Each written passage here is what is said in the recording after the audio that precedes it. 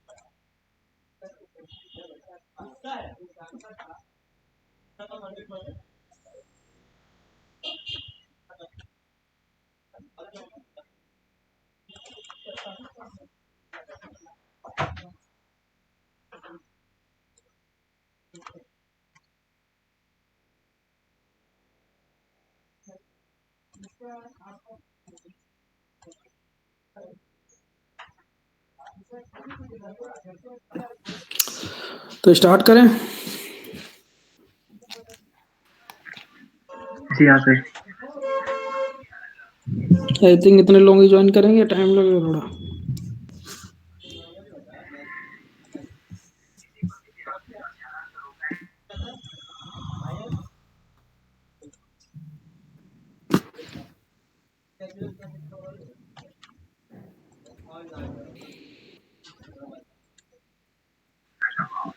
थोड़ी देर और रुक के देख लेते हैं, मे भी कोई आ जाए। ओके।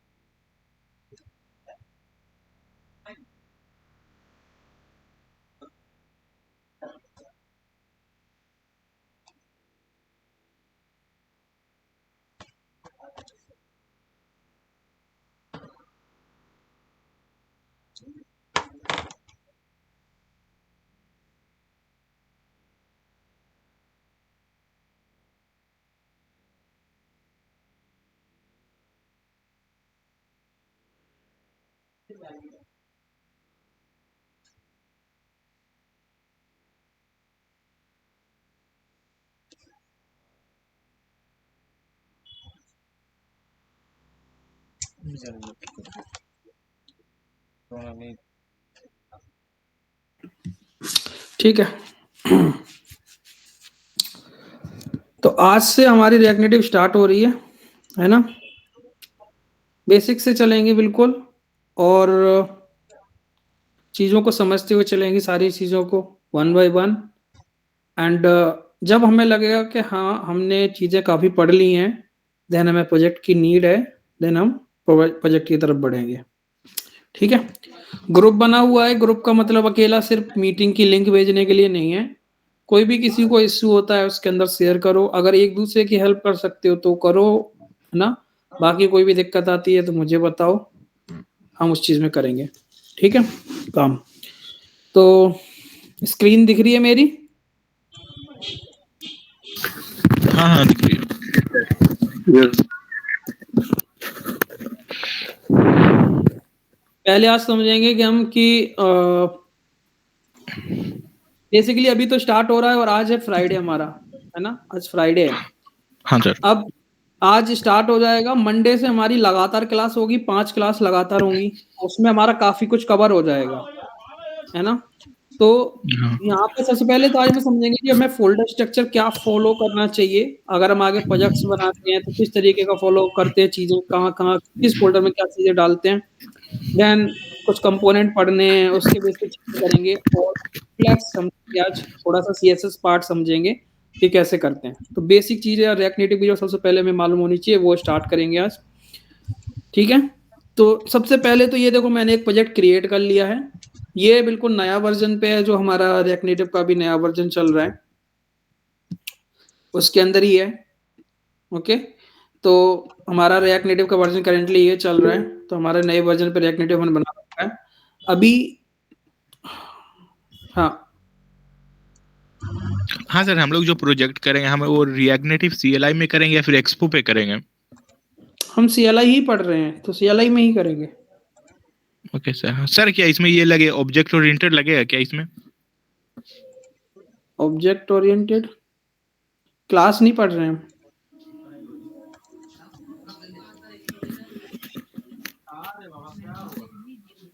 तुम अगर एक्सपो में प्रैक्टिस कर रहे हो तो तुम्हारे मोस्टली चीजें सेम रहेंगी। हाँ सर। प्रोजेक्ट भी तुम कर सकते हो एक्सपो के अंदर ही, जो हम प्रोजेक्ट करेंगे वही सेम प्रोजेक्ट तुम एक्सपो के अंदर भी फॉलो कर सकते हो। बस फर्क रहेगा इतना कि तुम्हें जो हम रिएक्ट नेटिव के पैकेजेस यूज कर रहे होंगे, अगर उनका सेम पैकेज मान लो npm का अवेलेबल है तो you can use, no issue. और अगर चाहोगे तो तुम एक्सपो के पैकेजेस भी यूज कर सकते हो उन्हीं पर्टिकुलर रिगार्डिंग। बट कर सकते हो सेम चीज, कोई दिक्कत नहीं है। मैंने बहुत सारे प्रोजेक्ट एक्सपो का किया हुआ है, उसमें npm के पैकेजेस यूज किए हुए हैं। मोस्टली कोड सब कुछ सेम ही रहेगा। नहीं सर, लाइव प्रोजेक्ट करेंगे तो एक्सपो में करेंगे या फिर CLI में करेंगे? वो CLI में ही होगा, ओके एक्सपो ओके, में नहीं होगा।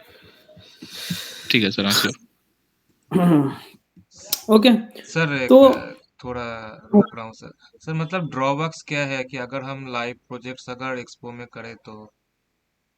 ड्रॉबैक कुछ नहीं है, बट अगर तुम जैसे मान लो तुम्हें iOS में कुछ नेटिव काम करना है, कैसे करोगे जाके एक्सपो में उस टाइम पे, या एंड्रॉइड का? क्योंकि देखो एक्सपो के अंदर कंट्रोल बहुत कम है हमारे हाथ में। एक्सपो और रिएक्ट नेटिव CLI में एक ही फर्क है, कंट्रोल का। तुम सारी चीजें कस्टमाइज कर सकते हो CLI में, बट तुम्हें एक्सपो में लिमिटेड चीज यूज करनी पड़ेंगी। और तुम करना चाहते हो तो करो, कोई दिक्कत नहीं है। बट अगर बाद में तुम्हारा मूड करा कि मुझे एक्सपो नहीं CLI में कन्वर्ट करना है, तुम्हें पूरा कोड कन्वर्ट करना पड़ेगा अगर तुमने एक्सपो के पैकेजेस यूज किए हैं। अच्छा, मतलब लाइन बाय लाइन सभी कोड मुझे चेंजेस करना पड़ेगा? लाइन बाय लाइन कोड नहीं, जैसे मान लो मैंने कैमरा यूज किया, रिएक्ट नेटिव कैमरा। ओके। हाँ ठीक या मैंने यूज किया एक्सपो कैमरा, मान लो तुमने एक्सपो कैमरा यूज किया, अब तुम चाहते हो कि मैं CLI में कन्वर्ट करूं इस कोड को, तो क्या करोगे? CLI में कन्वर्ट कर ली, एक्सपो वाला पैकेज तो नहीं चलेगा ना, क्योंकि एक्सपो का कुछ होगा ही नहीं इसमें।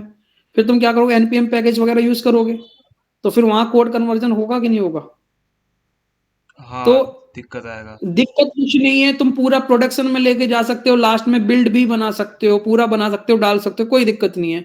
बट एक्सपो का कोड जो होता है ना, वो साइज भी ज्यादा होता है कंपेरिजन टू हमारे CLI का प्रोजेक्ट का, मतलब APK बंडल वगैरह बनाओगे उसका साइज भी। तो बहुत सारी चीजें डिफरेंट होती हैं, पर अगर तुम स्टार्टिंग टू एंड ले जाना चाहते हो कोई दिक्कत नहीं। बहुत सारे लोग हैं, बहुत सारी कंपनियां हैं जो एक्सपो को प्रेफर करती हैं, क्योंकि मेहनत ज्यादा नहीं लगती उसमें, चीजें बनी बनाई मिलती हैं, समझ रहे हो? तो वो चीज चल जाती है। बट अगर स्टैंडर्ड की बात करो तो बड़ी बड़ी कंपनियों के अंदर CLI ही फॉलो करते हैं, क्योंकि टोटली जावास्क्रिप्ट, टोटली कोई एक्सपो की चीज नहीं, मतलब टोटली हम आउटसोर्सेस हो रहे हैं एक चीज, और स्केलेबल है। तो तुम अगर एक्सपो के साथ जाना चाहते हो कोई दिक्कत नहीं है, चले जाओ, कोई दिक्कत नहीं है। मोस्टली कोड 80-90% जो मैं करूंगा वही तुम भी करोगे यार। नेविगेशन में अब ये हो सकता है कि तुम नेविगेशन का पैकेज एक्सपो का यूज कर रहे हो, तो वो पैकेज अलग होगा, समझ रहे हो? पैकेज के टर्म में अलग होगी चीजें। अब मैं जावास्क्रिप्ट का कोड लिख रहा हूँ, वो तो एक्सपो के लिए अलग नहीं होगा ना। मैं CSS लिख रहा हूँ, वो तो अलग नहीं होगा ना। मैं टैग्स लगा रहा हूँ, मैं इनपुट ले रहा हूँ, रिएक्ट नेटिव का इनपुट ले सकता हूँ ना एक्सपो में भी, इमेज ले सकता हूँ ना एक्सपो में भी, तो वो ये चीज कॉमन है। तो, तो इस हिसाब से करो कोड कि बाद में ज्यादा दिक्कत ना हो, तो चल जाएगा, कोई दिक्कत नहीं है, ठीक है। ठीक है सर। तो देखो, जब भी हम बिल्कुल नया प्रोजेक्ट बनाते हैं तो हमारे माइंड में सबसे पहले यही होना चाहिए कि हम क्या रिक्वायरमेंट के बेस पे प्रोजेक्ट बना रहे हैं, मतलब रिक्वायरमेंट है क्या। फोल्डर स्ट्रक्चर जो होता है ना हमारा, वो हमेशा रिक्वायरमेंट के बेस पे, ऐसा नहीं है कि तुम छोटा सा प्रोजेक्ट बना रहे हो और उसमें तुमने फोल्डर इतने बना लिए जिनकी नीड नहीं है और चीजें फॉलो करे जा रहे हो। रूल्स हर एक टाइम या हर एक प्रोजेक्ट के लिए रूल्स नहीं फॉलो किए जाते हैं। सम टाइम आप छोटा सा प्रोजेक्ट बना रहे हो, उसमें क्या आप इतनी ज्यादा स्ट्रक्चर्ड कोडिंग करोगे या फिर इतनी ज्यादा फोल्डर्स बनाओगे जिनकी नीड ही नहीं है। फोल्डर डिपेंड करता है, क्योंकि मैंने हर एक छोटी छोटी कंपनियों में भी काम किया, बड़ी में भी किया है। मैंने हर एक कंपनी के अंदर अलग अलग चीजें देखी हैं। अलग अलग चीजों का मतलब ये है कि एक कंपनी मैंने काम किया, वहां उन्होंने बोला कि यार तुम्हें फोल्डर स्ट्रक्चर ऐसा बनाना चाहिए कि कोई भी नया बंदा आए वो आके समझ जाए कि कौन से फोल्डर में कौन सी फाइल मिल सकती है ना, नाम ऐसे रखो। अब दूसरी कंपनी में गया, वहां उन्होंने बोला कि हमें ऐसे फोल्डर के नाम रखने हैं कि कोई नया बंदा आए, जब तक हम उसे ना समझें तब तक उसे समझ में नहीं आना चाहिए। कोई अदर बंदा को अगर कोड दे दे तो उसे समझ में नहीं आना चाहिए कि कहाँ पे क्या कोड है। दोनों के इंटेंशन अलग है। तो इसलिए तो ऐसा तो नहीं है कि वो हम इंडस्ट्री लेवल का फोल्डर स्ट्रक्चर फॉलो कर रहे हैं तो हमारा ये सब में सेम होगा, सर रिक्वायरमेंट पे भी डिपेंड करता है, ठीक है। जो बेसिक है कॉमन स्ट्रक्चर है वो मैं आपको समझाऊंगा, और उसके अलावा ये लोग जैसे मैंने 2 कंपनी में देखे वो भी मैं बताऊंगा कि क्या क्यों कैसे फॉलो कर रहे थे, वो चीज भी इसमें समझाऊंगा। तो देखो, जो बिल्कुल बेसिक है जो हमें फॉलो करना चाहिए वो सबसे पहला क्या होता है उसकी बात करते हैं। सबसे पहला जो होता है हमारा, कि मान लो मैंने क्या किया, SRC फोल्डर बना लिया, ओके।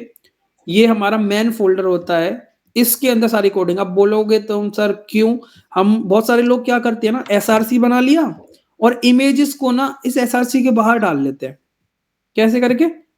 इस तरीके से एसेट्स अलग से बना यहाँ। अब दिक्कत क्या आएगी भाई, कि जब तुम किसी दूसरे प्रोजेक्ट को बना रहे हो या तुमसे किसी ने बोला कि भाई ये काम कर, अपना कोड जिप कर दे दे, मान लो ऑफिस में बोल सकता है कोई या कहीं पे भी, तुम क्या करोगे? इसकी जिप बनाओगे फिर इसकी जिप बनाओगे, ऐसे तो करोगे ना, अलग अलग जिप बना दोगे, फिर तुम उनको एक में डाल के जिप करोगे, कुछ ऐसा करोगे।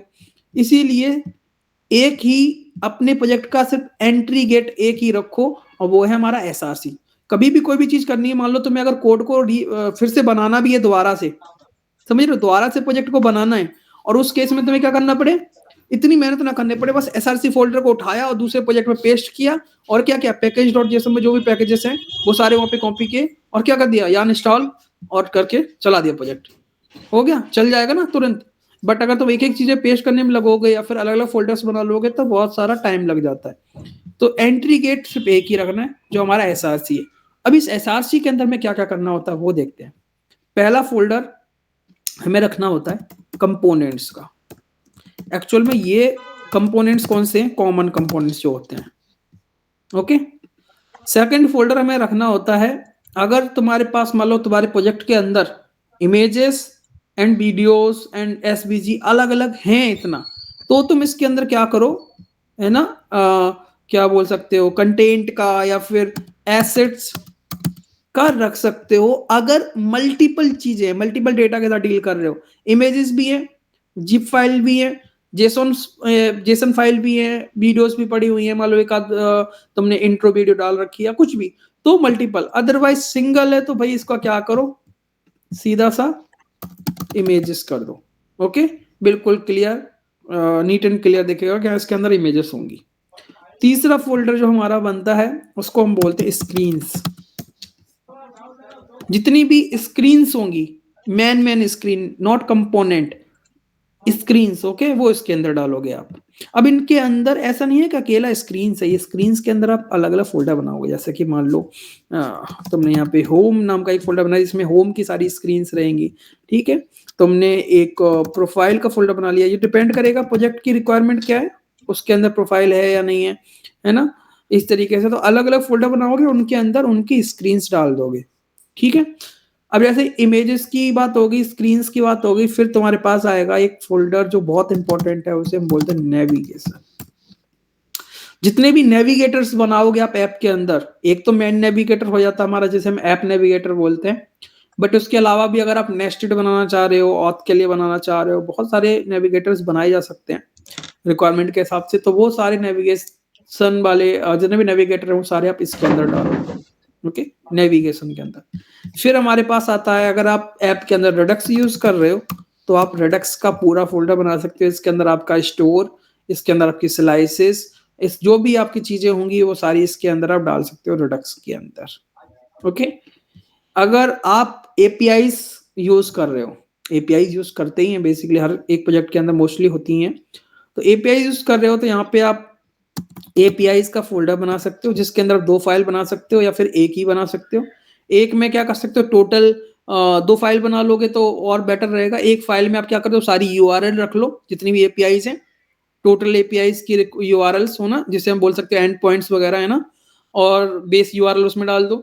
और एक के अंदर आप क्या कर सकते हो, सिंपली आप सारे मेथड्स डाल सकते हो, कॉमन मेथड्स एपीआईज के। जैसे मान लो आपने गेट का डाल दिया, पोस्ट का डाल दिया, डिलीट का डाल दिया, इस तरीके के सारे मेथड डाल दिया। बस आप क्या कर रहे हो, डायनेमिक तरीके से आप यूआरएल पास कर रहे हो और रिस्पॉन्स गेट कर रहे हो।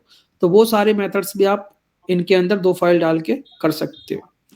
एपीआईज के बाद अगली चीज हमारी आती है कि भाई हमारी एपीआईज होगी, हमने सारे स्क्रीन्स बना ली, हमने नेविगेशन सेट कर लिया। एक होता है यूटिल्स। यूटिल्स के अंदर आप क्या कर सकते हो, स्ट्रिंग्स की एक फाइल ले सकते हो। इसके अंदर ऐप के अंदर जितनी भी आप स्ट्रिंग यूज कर रहे हो, मान लो कल को हो सकता है जब आप ऐप को स्केल कर रहे हो, मतलब स्केलेबल बना रहे हो, कल आप चाह रहे हो कि कल आपका ऐप जाके मल्टीपल लैंग्वेजेस में डील करे, है ना, तो आप क्या करोगे, जितनी भी स्ट्रिंग्स यूज करो ऐप के अंदर, जैसे मान लो अपने लॉगिन के पेज पर लॉगिन के हेडिंग हो गई, टाइटल्स हो गए, बटन के वो हो गए, इन सारी चीजों को आप मल्टीपल लैंग्वेज में कन्वर्ट करना चाहते हो तो फिर क्या करोगे, यहाँ पे आप हर एक स्ट्रिंग को डालोगे strings.js वाली फाइल के अंदर और उसको साइड डील कर सकते हो, मतलब आप उनमें कन्वर्जन्स लगा सकते हो। दूसरी फाइल इसके अंदर आप बना सकते हो colors.js, जिसके अंदर आप टोटली ऐप के अंदर जितने भी कलर्स यूज कर रहे हो, टेक्स्ट का, बटन का, है ना, man colour, background colour, even जो भी कुछ यूज कर रहे हो सारे कलर्स आप इस colors.js के अंदर डाल सकते हो। तो इसके अंदर हम 2 फाइल्स रखते हैं, एक strings.js और एक colors.js, ओके। अगर आप कोई डायमेंशंस की बात कर रहे हो, लाइक रेस्पॉन्सिव वगैरह का कोई आप कोड डालना चाहते हो, कॉमनली यूज करना चाहते हो, तो वो भी आप इसके अंदर डाल सकते हो अलग से एक फाइल बना के, रेस्पॉन्सिव या साइजेस या dimensions.js इस तरीके से। और क्या हो सकता है इसके अंदर, ये होने के बाद अगर आप यहाँ पे एक फोल्डर और बना सकते हो या फिर एक डायरेक्टली फाइल भी बना सकते हो इसके अंदर बना लो, या फिर कनेक्टिविटी का, इंटरनेट चेक करने के लिए कि आप इंटरनेट चेक करोगे तो इस तरीके का कर सकते हो। तो देखो ये बेसिक फोल्डर्स होते हैं जो हमें फॉलो करने पड़ते हैं हर एक प्रोजेक्ट के अंदर। अब इनमें से मान लो किसी प्रोजेक्ट में रेडक्स नहीं है तो आप हटा सकते हो, है ना, किसी प्रोजेक्ट में आपको यूटिल्स की बहुत ज्यादा नीड नहीं पड़ रही, या फिर स्ट्रिंग्स की जरूरत नहीं, कलर्स ओनली चाहिए, तो कलर तो घटा कितने भी सकते हो, पर बेसिकली हमारे पास ये फोल्डर्स तो होते ही हैं, इनकी हमें जरूरत होती है। अब यहाँ आपने देखा मैंने बिल्कुल सिंपली फोल्डर के नेम रखे हुए हैं, जो आप भी कोई भी पढ़ोगे तो हर किसी को समझ में आ जाएगा कि नहीं आ जाएगा, है ना। बट अगर मैं बोलूं कि नहीं, हमें हैकर्स से बचाना है सिक्योरिटी पर्पज से, कि हमें कोड को ऐसा लिखना है कि कोई दूसरा बंदा ना पढ़ सके, तो ये तो हमारा फर्स्ट एक्सपीरियंस है जो हम छोटी कंपनियों में फॉलो करते हैं, मोस्टली कंपनीज के अंदर। पर बात आती है थोड़ा सा स्ट्रक्चर्ड, थोड़ा सा घुमाने के लिए, कि कोई नया बंदा आके हमारा कोड ना पढ़ सके। अगर हमारे एपीके को या फिर हमारे कोड को वो क्या क्या क्या बोलते हैं उसको, रिवर्स इंजीनियरिंग करके पढ़ लेते हैं लोग, प्रोजेक्ट वगैरह का कुछ भी करते हैं, तो इस तरीके का कोड हमें नहीं मिलना चाहिए। हैकिंग कहीं कर रहा है तो उसके पास अगर कोड पहुंच गया तो नहीं पढ़ पाए फर्स्ट ईयर में, तो किस तरीके का कोड होता है, तो उसका फोल्डर मैं बताता हूँ। जैसे मान लो वो लोग क्या करते हैं, यहाँ पे मैं एक मैन फोल्डर ऐसे एक बना लिया, मैं एक और फोल्डर बना लेता हूँ SRC2, ओके, ये हमारा कॉमन वाला है, और ये हम इसके अंदर बताएंगे दूसरा। जैसे मान लो हम क्या करते हैं, इस तरीके के हम यहाँ पे नॉर्मली, जैसे मैंने नेविगेशन बोला, स्क्रीन्स बोला, तो इस तरीके का हम ना फॉलो करके आप कोड्स रख देते हो। कोड्स का मतलब समझते हो, जैसे मान लो मुझे स्क्रीन्स रखनी है ना, तो या फिर नेविगेशन रखना है, तो मैं क्या करूँगा, यहाँ पे मैं कोड रख सकता हूँ, जैसे मान लो 0 2 3 नेव, या इस तरीके से कुछ, मतलब ऐसे कोड्स जो हमें पता है, कंपनी के हर एम्प्लॉय को पता है, उसके बाहर किसी बंदे को समझ में नहीं आएगा। जैसे मान लो अगर मैं इतना भी बोल दूं कि चलो मैंने नेव रख लिया, नेविगेशन समझ के, है ना, बट अगर मैं इसके अंदर मैंने स्क्रीन रख रहा है तो SCR रख लिया, बट SCR के अंदर मैं क्या करूंगा, यहाँ पे स्क्रीन के नाम किस तरीके से दूंगा वो देखो, मैंने दे दिया SCR, एक फोल्डर और बनाओ, रुको, इसके अंदर मैंने एक फोल्डर बना लिया जिसका मैंने नाम दे दिया SCR0, ओके। अब SCR0 का मतलब क्या है, हो सकती है इंट्रो स्क्रीन, ऑनबोर्डिंग वाला पूरा हमारा लेआउट जो है, तो इसके अंदर क्या करोगे, फाइल के नाम कैसे रखोगे, SCR001.js, ओके। दूसरी फाइल मान लो आपको बनानी है तो SCR002.js। अब यहीं पे आपने क्या किया, SCR के अंदर दूसरा एक और फोल्डर बना लिया, SCR1। अब 1 के अंदर सामने वाले को तो नहीं पता ना कि 1 के अंदर एक्चुअल में है क्या, है ना, जब तक वो पूरा कोड नहीं पढ़ेगा। और कोड डायनेमिक होगा अगर, तो हर चीज नहीं, जैसे मान लो फाइल्स के नाम भी, तो वहां पे जो फाइल का नाम होगा वो भी तो 001 ही होगा ना, यही नाम रखोगे ना आप, अंदर जाके कंपोनेंट का नाम भी तो यही रखोगे ना, तो उतना समझ में नहीं आएगा जब तक वो पूरा कोड पढ़ेगा। तो पूरे कोड में जो कंटेंट होगा, जो आप टेक्स्ट स्ट्रिंग्स रख रहे हो, वो भी डायनेमिक होंगी, जैसे हमने strings.js में डाल रखी हैं, तो वहां जाके भी आप कोड्स यूज करोगे, टाइटल 001 2 इस तरीके से। तो वहां कोड पढ़ना फर्स्ट, जो एक होता है ना, फर्स्ट टाइम में हर किसी को समझ में नहीं आता ये सब चीजें, जब तक समझाया नहीं गया। ये एक्सपीरियंस मुझे जब मिला, जब मैं एक बैंक के अंदर काम कर रहा था, बैंक वाली कंपनी के अंदर, मतलब वो लोग बैंक थे, उनका सॉफ्टवेयर था, उनका ही ऐप था, तो उसके अंदर जब हम काम कर रहे थे तब मुझे एक्सपीरियंस मिला कि इस तरीके का कोड करने से बहुत ज्यादा चीजें बचाई जा सकती हैं। कोड बिल्कुल विजुअल नहीं हो रहा, और फर्स्ट टाइम हर किसी को समझ में नहीं आ रहा जब तक उसे किट ही नहीं मिलेगा, मतलब उसे जब तक कोई सामने वाला बताएगा नहीं, एग्जिस्टिंग एम्प्लॉय समझाएगा नहीं, तब तक समझ में नहीं आएगा। इस तरीके की चीजें कॉम्प्लिकेटेड थोड़ी बनाई जाती हैं। अब इस तरीके के कॉम्प्लिकेशन में आपसे बोला जाए कि भाई आपको एक स्क्रीन पे काम करना है और आपको एक मॉड्यूल दिया है, तो मैं पेमेंट मॉड्यूल में था, ठीक है, उस कंपनी के अंदर पेमेंट मॉड्यूल के अंदर काम करता था मैं। कंपनी ऐसे बताऊं, ऐप किस तरीके था, हमारा फोन पे है, इस तरीके का ऐप था फोन पे की तरह। तो फोन पे में जैसे हमारा रिचार्ज का सेक्शन अलग है ना, इंश्योरेंस का सेक्शन अलग है, टॉप अप का सेक्शन अलग है, रिचार्ज जैसे पेमेंट वाला अलग है, सेंड मनी वाला, है ना, इस तरीके का। तो मैं पेमेंट वाले में था, जिसमें हमारा recharge, top up, send money, get money, इस तरीके की सारी चीजें आती थी। तो उस टीम में तो मुझे जो मिला था, तो मुझे एक कोड दे दिया करता है, तुम्हारा क्या है, तुम्हारा 13 कोड है, SCR13। अब 13 के अंदर जितनी भी फाइल्स हैं तुम्हें उसके साथ डील करना है, उसके अलावा तुम्हें 11 12 9 कुछ भी टच नहीं करना है, बिल्कुल भी। इस तरीके से वहां पे डील करते थे। ये चीज समझ में आई? जी हाँ सर। मैं थोड़ा सा लंबा बोल गया इस बार, बट ऐसे ही चलता है। तो कंपनी के अंदर कभी भी, मैं सच बताऊं, कुछ भी नहीं है, फिक्स स्ट्रक्चर कुछ भी नहीं होता है कि ऐसा ही यूज करना है। ये कंपनी भी डिसाइड करती है कि वो किस तरीके का पैटर्न फॉलो करना चाहते हैं, है ना, डिपेंड करता है। अब आप जैसे और भी सिक्योर कंपनी में जाओगे जो पेमेंट से रिलेटेड है, टोटली फाइनेंस से रिलेटेड है, तो वो लोग ऐसा कोड नहीं लिखेंगे बिल्कुल इजी कि कोई भी आके पढ़ ले। कोड होता यही है, बस थोड़ा सा घुमाते हैं, डायनेमिक चीजों पे ज्यादा बिलीव करते हैं वो लोग, और हार्ड कोडेड चीजें कम होती हैं, और उसमें क्या है कि नाम उनके सिंपल नहीं होते हैं बिल्कुल भी। ओके, तो ये हमारा फोल्डर स्ट्रक्चर होता है, इसे हम फॉलो करते हैं। अब बात करते हैं आगे की। ये सारी चीजों को अभी फिलहाल ये इसको रहने देते हैं, इसको हटा देते हैं।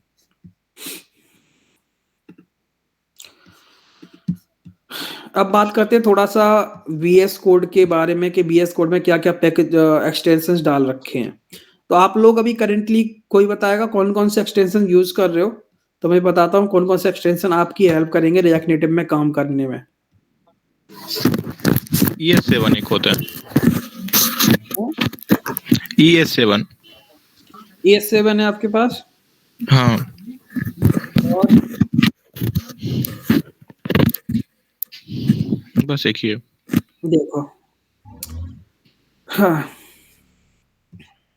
आपके पास होना चाहिए। देखो जो ES7 है वो तो ठीक है, ES7 तो है ही, यहाँ पे मेरे पास भी होगा, यहाँ पे कहीं ES6 ES7, ये देखो, ये स्टाइल्ड कंपोनेंट के लिए। ओके, इसमें जो हमारा मिलता है वो किस तरीके का एग्जांपल यहाँ पे मिलेगा कि नाम के साथ पूरा बन जाएगा। ये RNFE के साथ बनता है कि नहीं? एक हमारा ये हो गया, एक हमारा ये है रिएक्ट नेटिव स्निपेट वाला,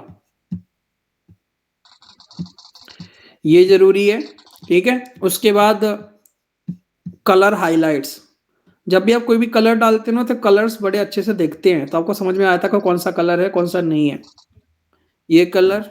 देन उसके बाद हमें चाहिए ऑटो रीनेम टैग, मतलब समझ रहे हो, जब आप ऊपर का कोई भी टैग, यहाँ पे मैं एग्जांपल बताता हूँ,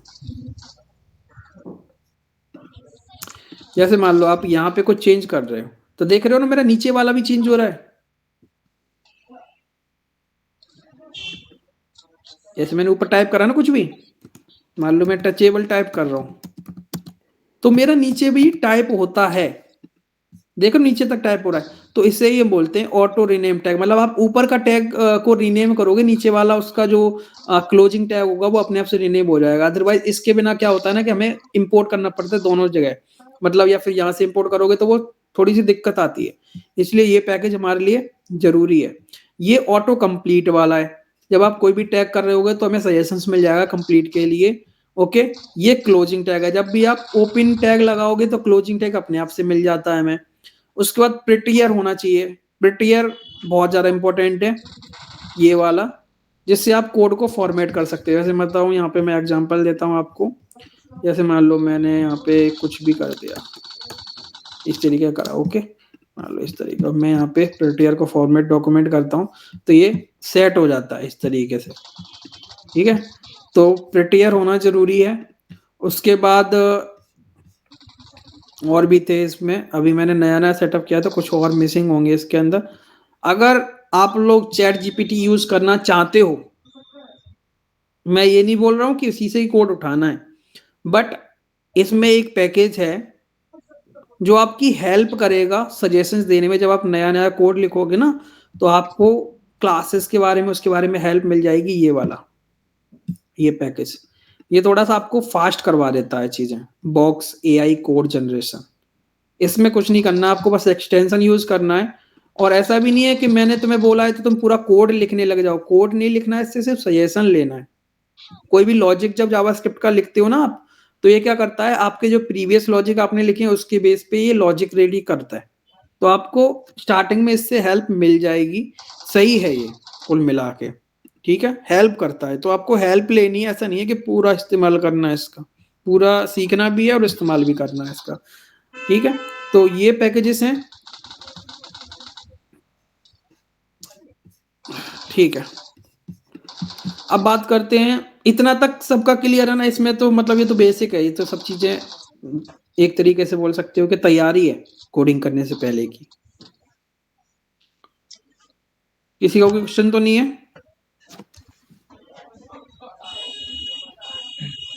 नहीं सर।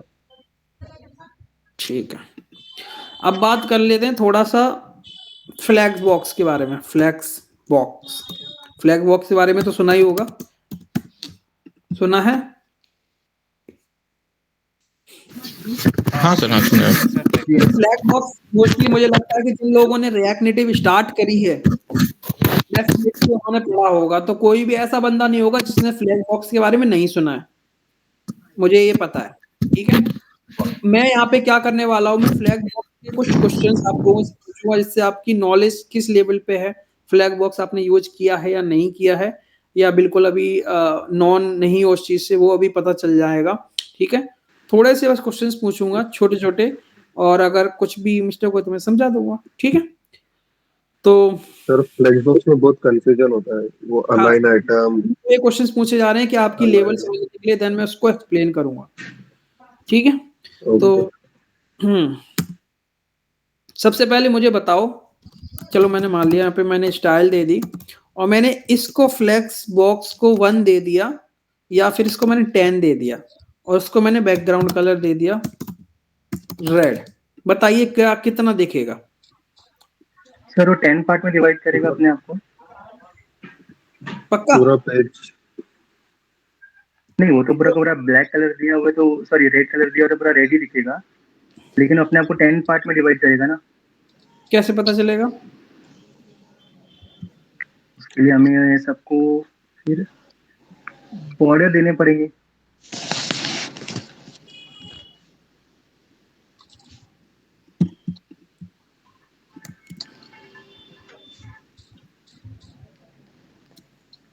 अच्छा 1 कर दूंगा तो? पूरा एक पूरे डिव को कंसीडर करेगा वो, और 100 कर दूंगा तो? फिर 100 में डिवाइड करेगा वो। अच्छा 1,00,000 कर? सर इतना तो आइडिया नहीं है, फिर इतना तो नहीं किया मैंने। नहीं 100, अगर 100 में हो रहा है टुकड़ों में तो डेफिनेटली 1000 करेंगे तो 1000 टुकड़ों में होगा, 1,00,000 करेंगे तो 1,00,000 टुकड़ों में होगा। बट अगर टुकड़ों में होगा तो मैं अगर यहाँ पे टेक्स्ट डाल दूं, जैसे और मान लो मैंने इसमें गौरव लिख दिया और मैंने इसको स्टाइल दे दी, फॉन्ट साइज मैंने दे दिया 50। अब अगर कोई चीज जैसे बोल रहे हो पीछे वाली कोई भी चीज है जो इसके अंदर है और वो 1000 टुकड़ों में है, तो डेफिनेटली कुछ फर्क पड़ना चाहिए इस पे कि नहीं? वाइट दे यस सर, फर्क तो पड़ना चाहिए, क्योंकि नहीं।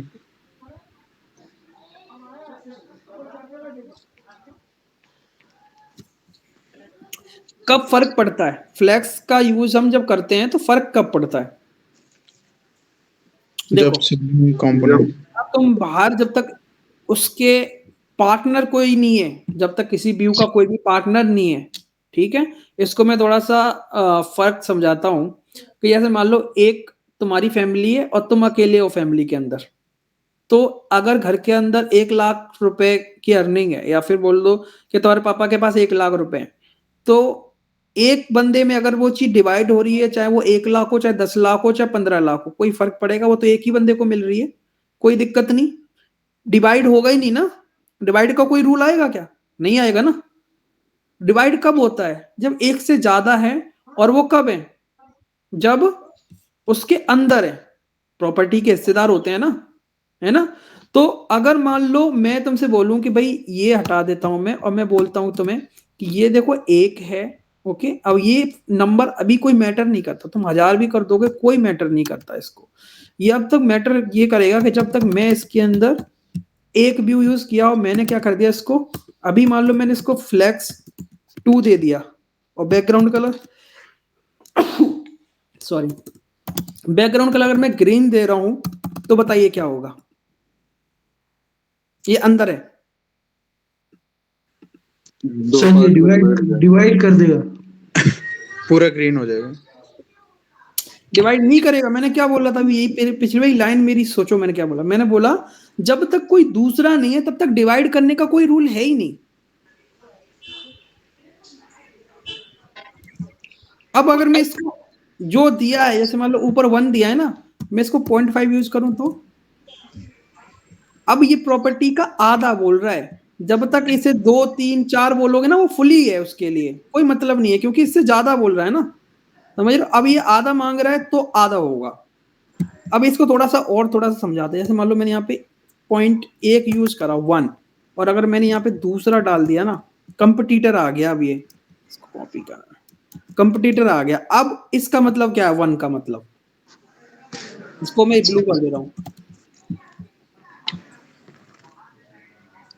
अब इस 1 का मतलब है कि भाई जो जितना भी है ना, उसके कंपटीटर कितने, 2। अगर वो इक्वली ले रहे हैं, यहाँ पे 1 का मतलब बोल सकते हो ये वैल्यू मैटर जब करेगी कि अगर ये दोनों सेम है। सेम का मतलब क्या है, 50-50%।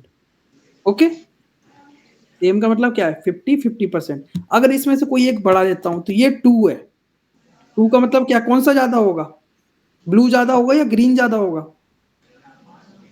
ब्लू ज्यादा होगा। ब्लू ज्यादा होगा। तो अब यहाँ पे नंबर्स जब एक दूसरे से मैच नहीं हो रहे हैं, तब इनमें कम ज्यादा वाली चीज आएगी। डिवाइड एंड रूल वाला चलेगा यहाँ पे। अगर आप यहाँ पे 2 दे दोगे ना, 2/2 सेम रहेगा। 4/4 भी दे दो, सेम रहेगा। इवन आप यहाँ पे 100/100 दे दो, सेम है। बट अगर इसमें मैं 100 और 50 कर दूं, फिर अब ये तुम बोलोगे ना कि सर ये रूल तो हम जब 1 और 2 कर रहे थे, इसको मैंने 1 किया था, इसको 2 किया था, तब भी तो सेम ही दिखा रहा था ना, बस ये 2 था इसलिए ज्यादा था 1। तो इसमें मैटर क्या करता है, इसमें ये नंबर मैटर नहीं करते कितने दे रहे हो। मतलब कि 1 का मतलब छोटा सा हिस्सा, 100 का मतलब बड़ा सा हिस्सा, नहीं। यहाँ मैटर करता है कि तुमने दोनों को क्या दिया है, उसके हिसाब से परसेंटेज डिसाइड होता है स्क्रीन का। अगर यहाँ पे एक और 2 वाला ले आओगे ना, और इसको मैं ऑरेंज दे दूं, अब इसका भी तो 2 है ना, इसका भी तो 2 है ना, तो तुम बोलोगे सर ये 2 है, ये 2 है, ये 2 है, ये तो फिर 1 कितना हो गया, 5 हो गया। काउंटिंग नहीं चल रही ना, यहाँ से भी स्क्रीन डिसाइड करी आई कि भाई जितना है ना टोटल, उसका देखो इसके पास ज्यादा हिस्सा है और ये ज्यादा हिस्सा, इसके कितना मिल जाएगा इन दोनों को अराउंड मिल जाएगा 40%, 40%, और 20% इसको मिलेगा ग्रीन वाले को। इस हिसाब से चलते हैं, ठीक है। तो जब हम रिएक्ट नेटिव के अंदर फ्लेक्स की यूआई पे काम करते हैं ना, तो आधे से ज्यादा लोग फेल हो जाते हैं। रीजन क्या होता है कि फ्लेक्स की यूआई के साथ आप रेस्पॉन्सिव यूआई बनाने में बहुत कॉम्प्लिकेशंस हैं। आधे से ज्यादा लोगों को समझ में नहीं आती, इसलिए क्या करते हैं 90% लोग कितना यूज करते हैं फ्लेक्स को। मान लो इसको कॉपी कर लेता हूँ पहले। 90% लोग इतना यूज करते हैं कि मैंने फ्लेक्स दे दिया, अब उसके अंदर कुछ भी अपना नॉर्मल कोड चल रहा है, फुल स्क्रीन घेरने के लिए। यहाँ पे हाइट एंड विड्थ नहीं देते, इतना करते हैं। बट अगर आप ऐसे करोगे तो आप चाहो तो इस चीज को भी कर सकते हो कि आप डिवाइड एंड रूल करके पूरी स्क्रीन को डिवाइड कर सकते हो मल्टीपल पार्ट्स में, और इनकी जैसे इसकी यूआई इसके हिसाब से बना लो, उसको रेस्पॉन्सिव बना सकते हो, इतने पार्ट को रेस्पॉन्सिव बना सकते हो, इसको बना सकते हो। बट ये चीज करना कॉम्प्लिकेटेड है। मेन जो चीज है फ्लेक्स के अंदर वो है फ्लेक्स बॉक्स की प्रॉपर्टीज। फ्लैग बॉक्स की प्रॉपर्टीज। तो अभी बात थोड़ा सा प्रॉपर्टीज की करते हैं और तुम लोगों से थोड़ा सा एग्जांपल लेते हैं छोटे छोटे से। मान लो ये मैंने हटा दिया बिल्कुल, है ना, और मैंने यहाँ पे एक छोटा सा व्यू बनाया है। अभी इसको सेव कर देते हैं और ये इसको स्टाइल देता हूँ मैं, देखते हैं किसको नॉलेज है इसकी। मान लो मैंने 100/100 का व्यू बनाया और इसको मैंने बैकग्राउंड कलर व्हाइट दे दिया। ओके, अब मुझे ये बताओ कि अगर मुझे इस व्यू को यहां पहुंचाना हो राइट कॉर्नर पे, क्या प्रॉपर्टी यूज करूंगा मैं? हाँ सर, तो सर हम ऐसा कर सकते हैं, फ्लेक्स पोजीशन हम क्या होता है, कुछ एक प्रॉपर्टी होता है जिससे रो कॉलम होता है, तो हम इसे अगर ये कॉलम है तो इसे रो देंगे और ये जस्टिफाई कंटेंट इंड कर देंगे तो ये राइट में चला जाएगा। अच्छा ये बताइए हमारी स्क्रीन की डिफॉल्ट डायरेक्शन क्या होती है? डिफॉल्ट तो लेफ्ट लेता है। रो होती है डिफॉल्ट रो। क्या होती है? नहीं सर, कॉलम होता है, कॉलम कॉलम। वेब डेवलपमेंट वाला बता रहा है। हमारे मोबाइल की जो होती है वो कॉलम होती है, और जो Column. वेब होती है वो होती है हमारी रो। Row. जब हम फ्लेक्स डायरेक्शन उसमें देते हैं तभी वो हमारा कॉलम में आता है। बट अगर मैं बात करूं हमारी कुछ प्रॉपर्टीज की, तो हमारे पास जो प्रॉपर्टीज होती है वो होती है क्या? अलाइन आइटम्स, मतलब मेरी ब्लैक के हिसाब से लिख दिया items, okay, justify content, align, ये 3 प्रॉपर्टी आपको यूज करनी है मोस्टली। अब इन 3 प्रॉपर्टी में क्या क्या होता है, किस डायरेक्शन में काम करती है? अलाइन आइटम जो होता है ना, वो हमेशा अपोजिट डायरेक्शन में काम करती है।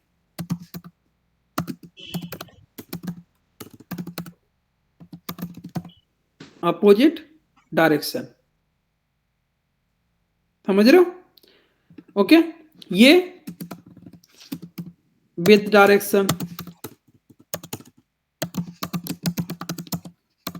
ओके, और ये कैसे करती है?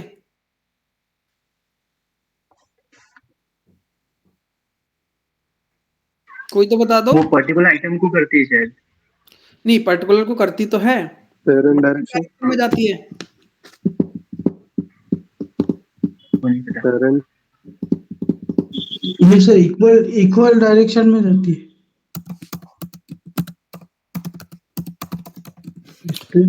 ओके, अपोजिट डायरेक्शन में। अब देखो बताऊंगा अभी कैसे।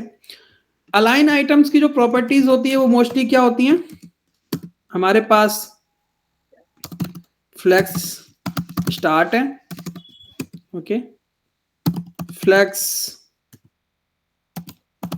एंड है, ओके, और सेंटर है। यही यूज करते हैं मोस्टली हम, है ना, अलाइन आइटम्स के लिए। जस्टिफाई कंटेंट की प्रॉपर्टी कब लगती है? जस्टिफाई कंटेंट की ये 3 प्रॉपर्टी जो हैं ये तो लगती हैं, ये 3 प्रॉपर्टी कब लगती हैं? जब आपके पास सिंगल आइटम है, सिंगल आइटम या चाइल्ड, ओके। बट इसके बाद अगर 2 प्रॉपर्टी और हैं जिन्हें हम क्या बोलते हो जस्टिफाई कंटेंट के अंदर, 2-3 और हैं। एक तो है स्पेस वाली, स्पेस बिटवीन, ओके, स्पेस, यहाँ लाइन में ब्रेक कर दे रहा हूँ उसको, स्पेस अराउंड और स्पेस इमेजली। ये कब यूज होती है? When any component has like any parent component has multiple childs more than one, okay. तो यहाँ पे स्पेस अराउंड, अभी इन सबका एग्जांपल दूंगा, ऐसा नहीं है, बस अभी लिख रहा हूँ थोड़ा सा इससे आप पढ़ सको। And space evenly, okay. Align self में सेम 3 प्रॉपर्टीज। बेसलाइन भी होती है एक, है ना, बेसलाइन होती है, बट मोस्टली आप यूज नहीं करोगे उसको। इन सारी चीजों को यूज करेंगे हम। अब इनका देखो 1 by 1, जैसे मैंने आपसे बोला था क्या कि मुझे ये यहां से उठाना है, मुझे यहां लेके जाना है, राइट साइड। डायरेक्शन हमारी कौन सी है को अभी हमारी डायरेक्शन कौन सी है? अभी हमारी जो डायरेक्शन है भाई, वो है हमारी डायरेक्शन अभी क्या बोलते हैं, कॉलम, है ना। और कॉलम में तो मैंने क्या बोला, अलाइन आइटम्स हमेशा अपोजिट डायरेक्शन काम करता है। इसका मतलब क्या, हमारी डायरेक्शन अभी ये है ना, यही है ना, ऊपर से नीचे, और ये अपोजिट में काम कर सकते, मतलब लेफ्ट से राइट, ऐसे ही काम करेगा ना। तो मैं यहाँ सीधा नहीं लिख सकता हूं अलाइन सेल्फ और इसको फ्लेक्स एंड,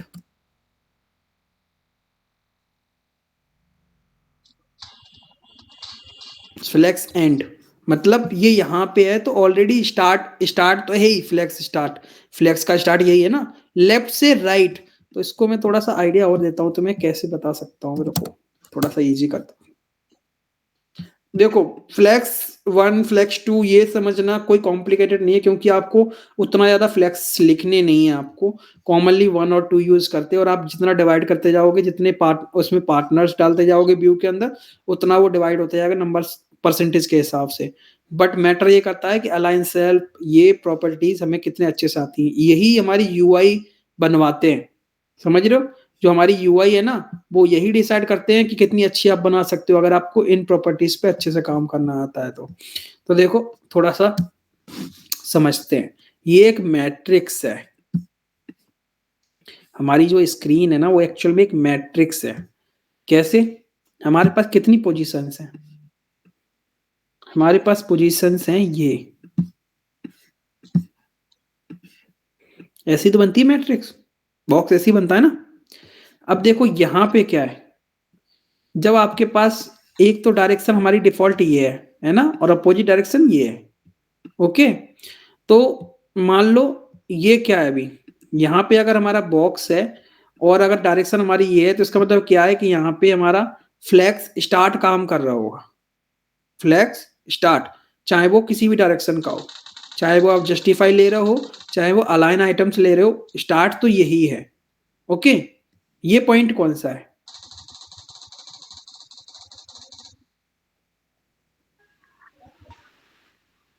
छह पॉइंट है, तो ये सॉरी कितने 9 पॉइंट है, अभी 9 को बता दे तो क्या, ये हमेशा सी पॉइंट आता है ना, सी आता है, सी आता है, ठीक है। ये हमारा पॉइंट है, इसके लिए सी सेंटर वाला, तो ये सी सी सी सी है, ओके।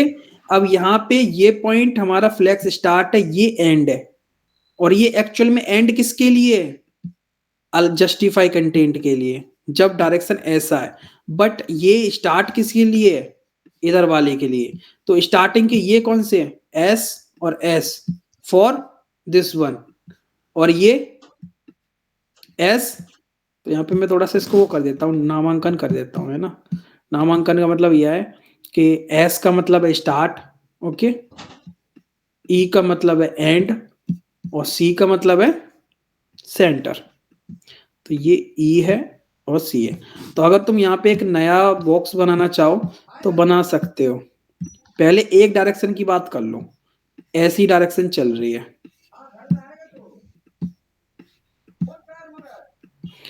तो ये हमारे लिए क्या है? एस और एस, ऐसे ऐसे है ना, दोनों के लिए स्टार्ट होगा, ठीक है। फिर क्या है ये? एस, सॉरी सी एस कर लो, सी और एस, फिर ई और एस। ये एक्चुअल में यहाँ पे जो एस है वो डिनोट कर रहा है ऐसे, क्योंकि ये बताओ लेफ्ट से राइट जो चीज जाती है उसके लिए पहली वाली रो तो स्टार्टिंग ही रहेगी ना, रहेगी कि नहीं रहेगी? और जो ऊपर से नीचे आती है उसके लिए पहले एस होगा, फिर सी होगा, फिर एंड होगा। अब यही चीज मैं यहाँ पे भी तो बोल सकता हूं ना, एस सी सी सी और ई सी। समझ में आ रहा किसी को ये चीज? मुझे लगता है गाय में सब सो गए लगता है। थोड़ा सा बाउंस जा रहा है ये वाला। हाँ वो आप ऊपर वो प्रॉपर्ली लिखेंगे ना आप, कंटेन वो कंटेन और जस्टिफाई वाला, तो प्रॉपर्ली समझ में आएगा। तो उसी तरीके से समझाते हैं तुम्हें। चलो ठीक है, उसी तरीके से समझाते हैं। मैंने सोचा तो मैं इस तरीके से ग्राफ्स की हेल्प से, चलो मान लो ये हमारा जैसे हम ग्राफ बना रहे थे, तो ये हमारा वही स्क्रीन है, ओके। ये हमारा स्टार्टिंग पॉइंट है कि नहीं है? ये स्टार्टिंग की पट्टी स्टार्टिंग पॉइंट है, ये हमारा एंड पॉइंट है, और ये सेंटर पॉइंट है, ओके। तो अगर मैं तुमसे बोलूं कि भाई एक काम करो, मुझे यहाँ सेंटर में ले आओ, मुझे ये व्हाइट वाला सेंटर में लेके आओ, क्या प्रॉपर्टी यूज करेंगे? सेंटर मतलब ये सेंटर सबके लिए है, चाहे वो लेफ्ट से राइट हो, मतलब डायरेक्शन कोई भी हो, रो हो या कॉलम, सेंटर दोनों के लिए। तो मैं क्या कर सकता हूं यहाँ पे, इस वाले मेन वाले व्यू के लिए justify content centre and align item centre. अब ये तुम बोलो कि ये क्यों, तुम बोल सकते हो ना, ये दोनों प्रॉपर्टीज हमेशा चाइल्ड पे लगती हैं। ओके, चाइल्ड यहाँ पे कौन है? क्या तुमने इसके अंदर कोई चाइल्ड रखा हुआ है? नहीं ना। और इसको मूव करना है, इसका मतलब क्या है कि ये मूव कौन कर सकता है? चाइल्ड को मूव कौन कर सकता है? 8 16 तो बचे। पेरेंट। पेरेंट। और पेरेंट कौन है? ऊपर वाला। इसलिए मैंने इसके अंदर क्या यूज कर दिया? Justify content centre align item centre. इसको जब मैं सेव करूंगा तो पहुंच जाएगा सेंटर में। ये खुद को अलाइन कब कर सकता है? सिर्फ अलाइन सेल्फ का यूज करके। और अलाइन सेल्फ का तुम क्या यूज कर सकते हो? एक ही डायरेक्शन तो कर सकते हो ना, एक ही डायरेक्शन में तो जा सकते हो ना। या तो अलाइन सेल्फ, जब देखो हमारा ये कॉमन है, तो यहाँ पे मान लो मैं ऊपर वाला कोड कमेंट कर देता हूँ। अब मैं तुमसे बोलूं कि अलाइन सेल्फ का यूज करके सेंटर में आ जाओगे, आ सकते हैं हम क्या? अगर मैं इसको अलाइन सेल्फ करता हूँ सेंटर, तो मैं कहाँ ले आएगा? ये मुझे यहाँ ले आएगा। मुझे चाहिए यहाँ पे। अब यहाँ कब आएगा? यहाँ से यहाँ लाने का मतलब क्या है? ऊपर से नीचे लेके आना। ऊपर से नीचे लाने का मतलब क्या है? क्या होना चाहिए हमारी डायरेक्शन? ऊपर से नीचे लाने के लिए डायरेक्शन कॉलम कॉलम है ना। अब कॉलम है मतलब ये हमेशा अपोजिट डायरेक्शन में काम करता है, अलाइन सेल्फ। तो इसके लिए हमें डायरेक्शन को क्या करना होगा? रो, फ्लैक्स डायरेक्शन रो। तो अगर मैं फ्लैक्स डायरेक्शन रो करता हूं तो देखो कहां जाएगा? ये यहां जाएगा, यहां कभी आ ही नहीं पाएगा। क्यों? क्योंकि ये 0,0 वाली पोजीशन है। क्या बोलते हो? हमारे मैथ पढ़ा है ना तुमने, 0,0 एक्सिस का सेंटर पॉइंट। जी हाँ, ये ओरिजिन पॉइंट। हाँ, यहाँ पे दोनों एक्सिस क्या रहते हैं? सेंटर पे, चाहे वो एक्स एक्सिस हो चाहे बाई एक्सिस हो। तो यहाँ तो जब ही ला सकते हो ना जब दोनों प्रॉपर्टी यूज करोगे। कौन सी वाली? जस्टिफाई ना अलाइन आइटम्स। अलाइन सेल्फ से नहीं होगा यहाँ आना, इसीलिए मैंने ये दो प्रॉपर्टी यूज करी। बट मैं तुम्हें बोलूं कि एक काम करो भाई, एक काम करो कि यहाँ पे ले आओ या यहाँ ले आओ या यहाँ ले आओ, तुम आराम से लेके आ सकते हो अलाइन सेल्फ के साथ। ठीक है, अब थोड़ा सा अलग तरीके से और समझते हैं। मान लो मुझे क्या करना है, 2 बॉक्स लिए मैंने, एक और छोटा सा ले ले रहा हूं। ओके, अब ये 2 बॉक्स यहाँ पे हैं, इसकी पोजीशन को भी हटा देता है। अब मैं तुम्हें बोलूं कि एक काम करो भाई, इन दोनों बॉक्सेस को, एक को लेफ्ट में रहने दो, एक को राइट में लगा दो।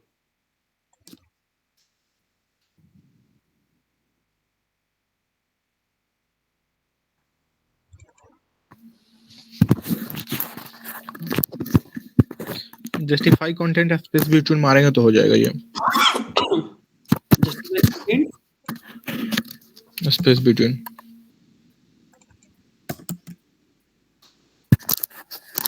ये तुमने क्यों सोचा ऐसा, बताओ थोड़ा। ये एक्चुअली ये वेब में यही करते हैं, वेबसाइट पे, तो यही डायरेक्शन काम आता है। वेब में करते हैं, अच्छा। मतलब तुमने लॉजिक नहीं लगाया कि तुम्हें पता है तो ये भी तुम जस्टिफाई क्यों चूज किया? अलाइन आइटम्स चूज कर सकते थे ना। नहीं, एक्चुअली जस्टिफाई कंटेंट के साथ ज्यादा किया है मैंने, तो ये अलाइन आइटम बहुत कम यूज किया हूँ, तो वो पता नहीं अच्छे से। अब यहाँ पे एक्सप्लेनेशन ये है कि जैसे मान लो अभी हमने क्या यूज करा है, हम यूज कर, इन्होंने बोला justify content. Justify content use करने का मतलब ये था कि हमारा जो डायरेक्शन थी, ओके, वो क्या थी? कॉलम। ओके, अरे कॉलम। ओके, दूसरी चीज क्या था कि जस्टिफाई जो होता है, जस्टिफाई जो होता है वो किसके साथ काम करता है? जो डायरेक्शन है कॉलम के हिसाब से काम करेगा, बिट डायरेक्शन। अब बिट डायरेक्शन जब काम कर रहा है तो इसके पास जब 2 चीजें होती हैं, 2 चाइल्ड, मैंने बोला था मोर देन 1, तो मोर देन 1 के लिए यहाँ पे हमने क्या लगाया था? 3 प्रॉपर्टी। और तीनों प्रॉपर्टी का मतलब क्या है? स्पेस बिटवीन क्या करता है? स्पेस बिटवीन करता है कि जो तुम्हारा व्यू होगा, जो व्यू का साइज होगा, उसका left area and right area बिल्कुल जाके चिपक जाएगा।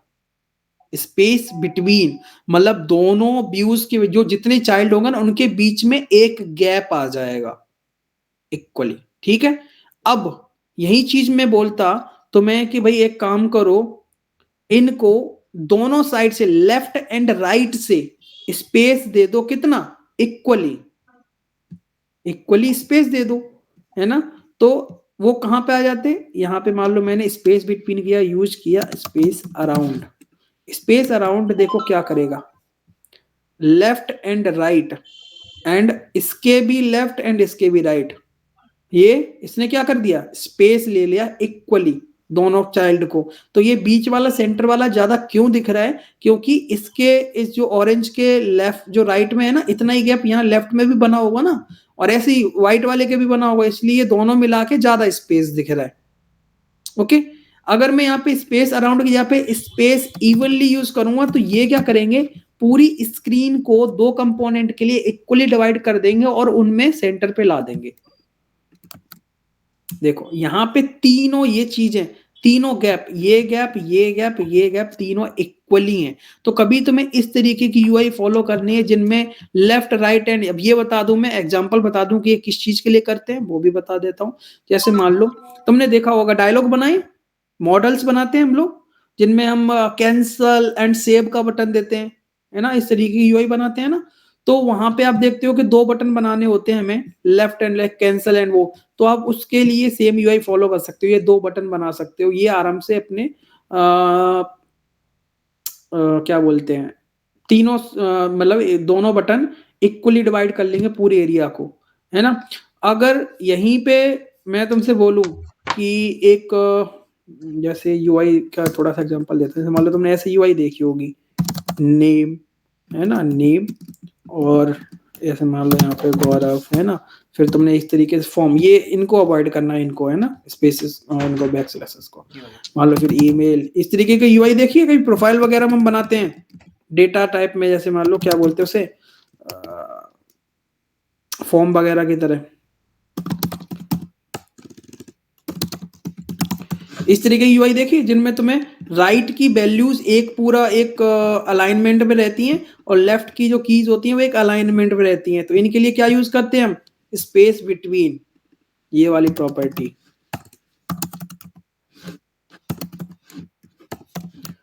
इस तरीके से लेफ्ट की वैल्यूज एक साइड रहेंगी, राइट की एक साथ रहेंगी, ठीक है।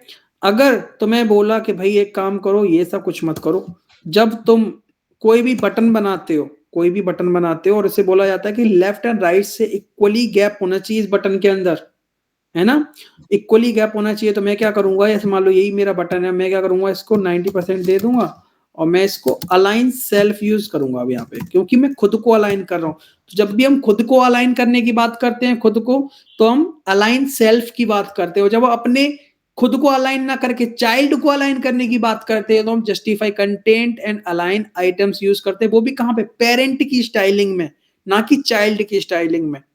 ओके, पेरेंट अपने चाइल्ड को अलाइन करता है तो वो क्या करता है, अपनी स्टाइलिंग में जस्टिफाई कंटेंट और अलाइन आइटम्स का यूज करता है। अब जैसे मैंने यहाँ पे अलाइन सेल्फ किया तो ये देखो मेरा यहाँ पे और भी कुछ यूज रखा है, फ्लैग डायरेक्शन रो है इसलिए,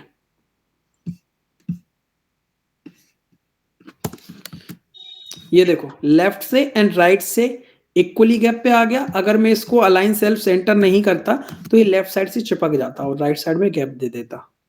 तो इस तरीके से आप ज्यादातर चीजें क्या बनाते हो, इस तरीके से आप बनाते हो बटन। तो जो इसका एग्जांपल है वो बटन है, बनाते हो इस तरीके से, जस्ट 2 मिनट का काम होता है ऐसे बनाना। फील्ड्स बनाते हो, फॉर्म बना रहे हो आप, टेस्ट इनपुट लगा रहे हो, उस तरीके से तो यही बनाई जाती है, तभी तो आप किसी भी डिवाइस पे ओपन करोगे ऐसे ही खुलने वाली, इतनी ही गैप के साथ किसी भी डिवाइस पे ओपन करोगे तो वहां पे ये प्रॉपर्टी यूज होती है। तो मैं जो बोल रहा था ना कि इन प्रॉपर्टी को अगर आप अच्छे से समझोगे तो क्या होगा कि आप स्टाइलिंग जो डिजाइन बनाओगे उसमें आप मास्टर बन जाओगे। तो बहुत सारे लोग होते हैं जिनकी डिजाइन थोड़ी सी कमजोर होती है, वो इसी वजह से, क्योंकि हम इन प्रॉपर्टीज को सही से समझ नहीं पाते हैं।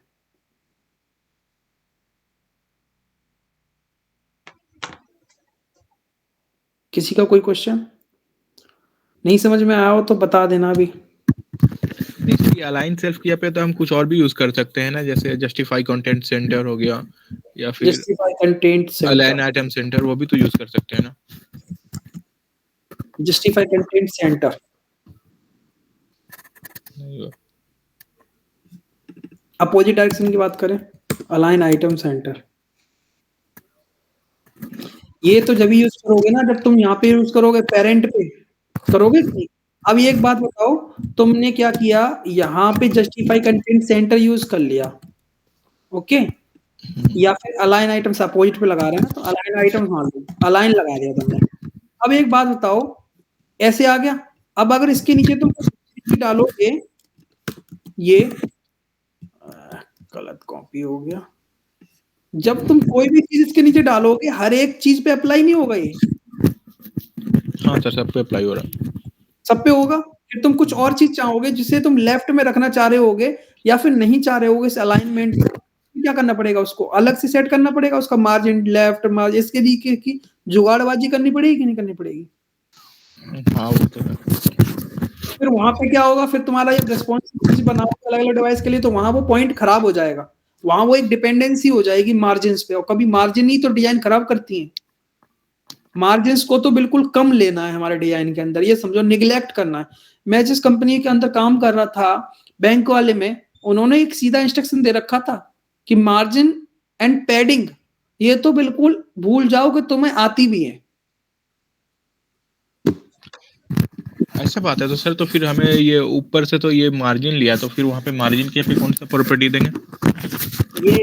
ये मार्जिन मैंने नॉर्मली लिया है, ठीक है। अब जब तुम रेस्पॉन्सिव बनाओगे ना तो इसको मार्जिन रेस्पॉन्सिव वाला लेंगे हम।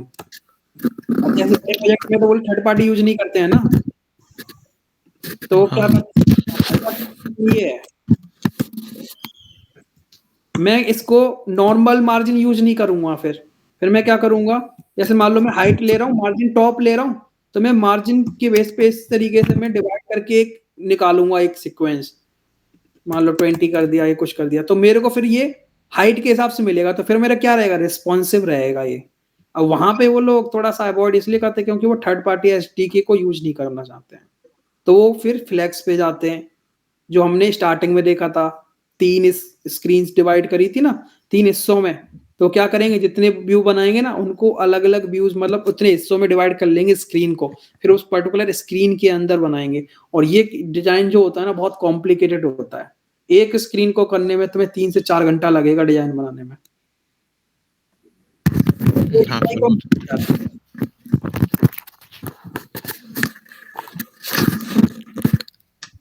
तो कभी भी हमें उस पे नहीं लगाना है, ये जो जस्टिफाई एंड ये है कभी पेरेंट पे मत लगाओ, अलाइन सेल्फ मोस्टली यूज करो। और अगर तुम्हें इस तरीके का करना है कि पेरेंट पे यूज करना है तो एक सिंगल व्यू ले लो, उसके अंदर चीजें डालो। मान लो तुम्हें हाफ स्क्रीन के लिए इस तरीके का यूज करना है कि वो कॉमन है 5 फील्ड के लिए, है ना, तो उस 5 फील्ड को इक्वली एक व्यू के अंदर डाल दो और उन पे यूज कर दो justify content align items, okay. बाकी चीजों पे अलाइन सेल्फ चलाना नीचे वालों पे, इस तरीके से करना है। तो ये फर्स्ट वाले कंपोनेंट पे कभी भी जस्टिफाई एंड अलाइन यही यूज करना है, बिल्कुल यूज नहीं करना है इन पे ये चीज अवॉइड करनी है बिल्कुल, ठीक है।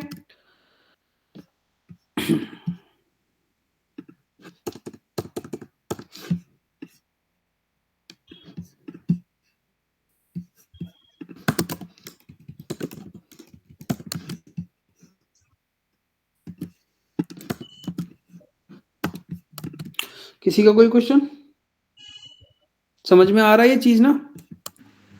सर जस्टिफाई कंटेंट रो में काम करता है ना, सॉरी कॉलम में रो में काम नहीं करता है, बाय डिफॉल्ट कॉलम में काम करता है। और जब तुम डायरेक्शन और चेंज, जब फ्लैग डायरेक्शन रो कर देंगे तो रो में काम करेंगे। अब जैसे मान लो वो अब जो डायरेक्शन होगी उसी डायरेक्शन में काम करता है, ये समझ लो। ओके ऑल डायरेक्शन के हिसाब से,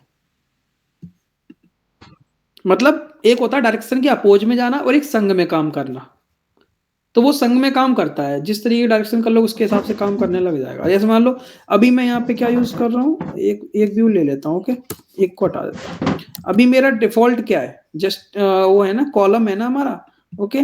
तो अगर मैं बोलूँ यहाँ पे अलाइन सेल्फ मैंने मान लो हटा दिया, मैं जस्टिफाई कंटेंट को अगर सेंटर करता हूँ तो हमारा मैंने क्या बोला, कॉलम के साथ में मतलब डायरेक्शन के साथ में, तो मेरा बाय डिफॉल्ट क्या है, अभी कॉलम है ना, कॉलम का मतलब ऊपर से नीचे। अब ऊपर से नीचे का तुम अगर सेंटर करोगे, ऊपर से नीचे ही तो है ना, तो ऊपर से नीचे का अगर तुम सेंटर करोगे वर्टिकली तो कहाँ जाएगा ये, यहाँ आएगा। अरे अब यही डायरेक्शन में लेफ्ट से राइट कर दूं, लेफ्ट से राइट का जब होगा तो मान लो मैंने यहाँ पे कर दिया फ्लैक्स डायरेक्शन रो। अब जब लेफ्ट से राइट होगा तो सेंटर में कहाँ होगा ये? बीच में। अरे नहीं, यहाँ पे है ना इसकी एक्चुअल कंडीशन सिचुएशन, तो एक्चुअल पोजीशन ये है ना स्क्रीन की। जब आप कुछ भी नहीं लगा रहे हो तो यही तो दिखाई दे रहा था ना वो, तो उधर से अगर वो डायरेक्शन लेफ्ट से राइट है ना तो इधर ही तो जाएगा सेंटर में। Yes sir. तो अपोजिट डायरेक्शन में जाता है कौन? Align items. अब अलाइन आइटम्स की बात कर लेते हैं। जैसे मान लो फ्लैक्स डायरेक्शन लिया मैंने रो, तो पहले बाय डिफॉल्ट अलाइन आइटम्स कैसे काम करता है? लेफ्ट से राइट पे, ओके, जब कॉलम होती है हमारी डायरेक्शन। अब हमने क्या कर रखी है? फ्लैक्स डायरेक्शन रो। इसका मतलब क्या करेगा? अपोजिट डायरेक्शन काम करेगी ना, ओके।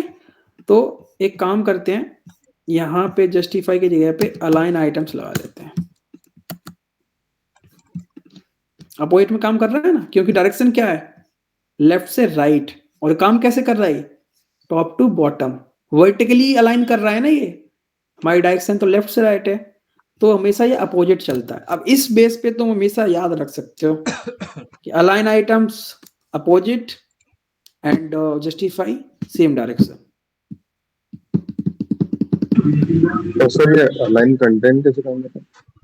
हाँ, अलाइन कंटेंट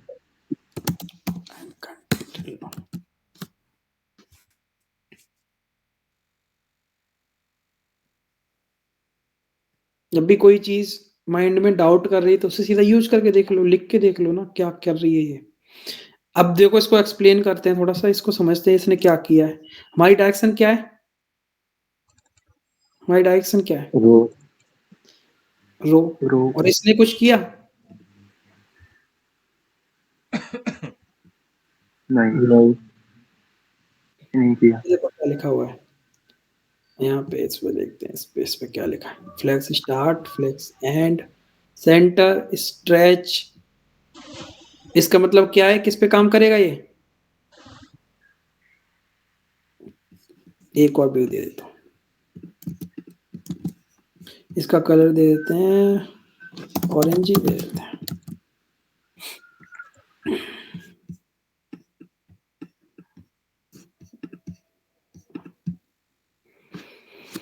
देखो कैसे काम कर रहा है ये। दोनों की विड्थ एक की 90% है तो दूसरे वाला दिख ही नहीं रहा है 90%, उसके बाद आ रहा है। इसका कुछ मतलब बन रहा है? कुछ समझ में ही नहीं आ रहा।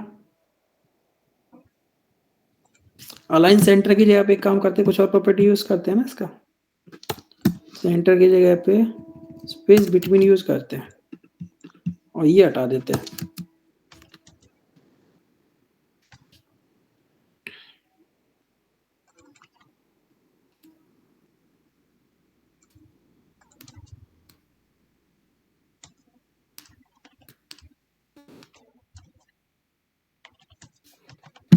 ये भी हटा देते हैं।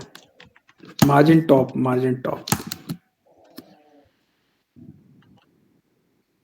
समझ में आ रहा है कुछ? तो रीजन यही है कि मैंने तुम्हें इसलिए नहीं बताया align items, align content. Mostly तुम्हें अलाइन आइटम्स एंड अलाइन और जस्टिफाई कंटेंट ही यूज करना है। इसका तो कोई पर्पज ही फुल नहीं हो रहा।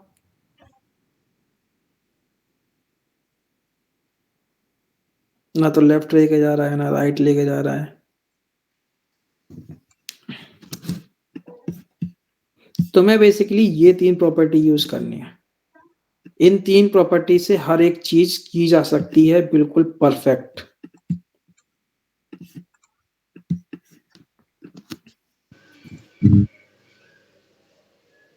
और जब भी कोई डाउट लगता है, मान लो तुम्हें डाउट लगे ये चीज है, उसको क्या इम्प्लीमेंट करके देखोगे या नहीं। ये प्रॉपर्टी समझ में आ गई सबको? इनमें से कोई भी डाउट? सर एक बार वो पैडिंग और मार्जिन वाला बता दीजिए। पैडिंग और मार्जिन अवॉइड करते हैं जो बताया ना आपने। देखो अब यहाँ पे पैडिंग का मार्जिन का ये लिख देता हूँ। पैडिंग का मतलब होता है इनर, ओके, Yes, sir. ठीक है। मार्जिन का मतलब होता है आउटर, इनर एंड आउटर। जब भी तुम्हें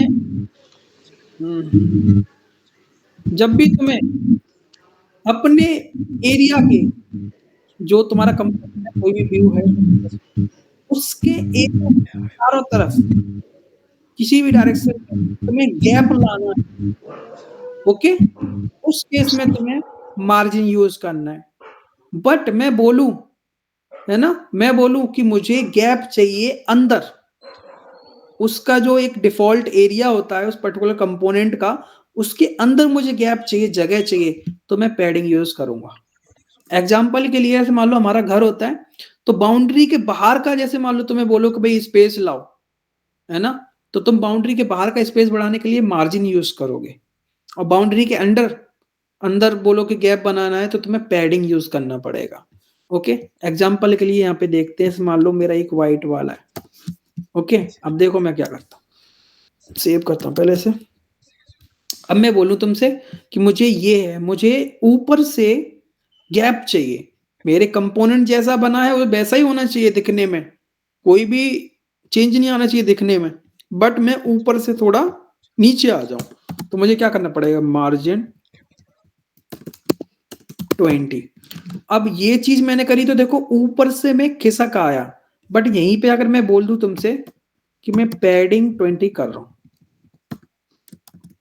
पैडिंग टॉप है ना, तो क्या होगा, क्या मेरे कंपोनेंट के अंदर स्पेस बनेगा या फिर बाहर के एरिया में स्पेस बनेगा? कंपोनेंट के एरिया में। जब मैं इसे 20 दे दूंगा ना, तो ये जो हमारा कंपोनेंट है ना, इसके अंदर 20 वैल्यू का एक स्पेस क्रिएट करा जाएगा टॉप वाले एरिया में, तो मतलब यहाँ पे 20 और हाइट वो बढ़ जाएगी, तो ये बढ़ के टोटल हाइट 50 है, अराउंड ये 70 के समथिंग हो जाएगी।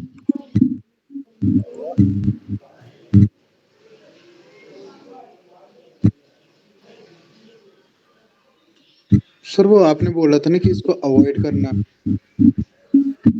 वो केस समझ में। नहीं ठीक है,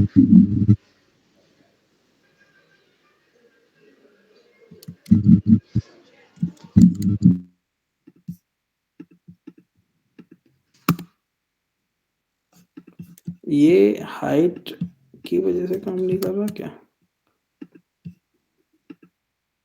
अच्छा ठीक है, 20 तो काम करेगा नहीं यार। अच्छा एक सेकेंड, अब काम करेगा, समझ रहे हो?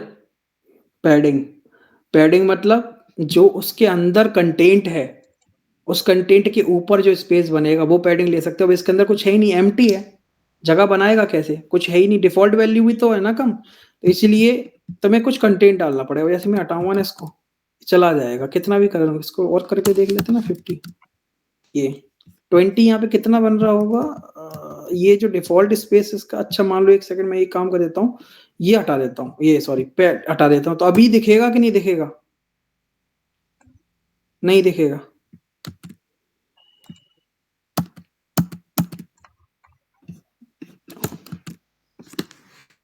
गायब हो गया। ठीक है, अब इसको अज्यूम करते हैं, थोड़ा सा समझते हैं। देखो, जब तक इसके अंदर कुछ नहीं है, कुछ भी टेक्स्ट नहीं डाला, कोई कुछ नहीं, मतलब कुछ भी मान लो, इमेज भी नहीं है, कुछ नहीं है, तो अभी तो ये डिफॉल्ट एरिया तो कुछ ले ही नहीं रहा ना, कुछ नहीं है डिफॉल्ट।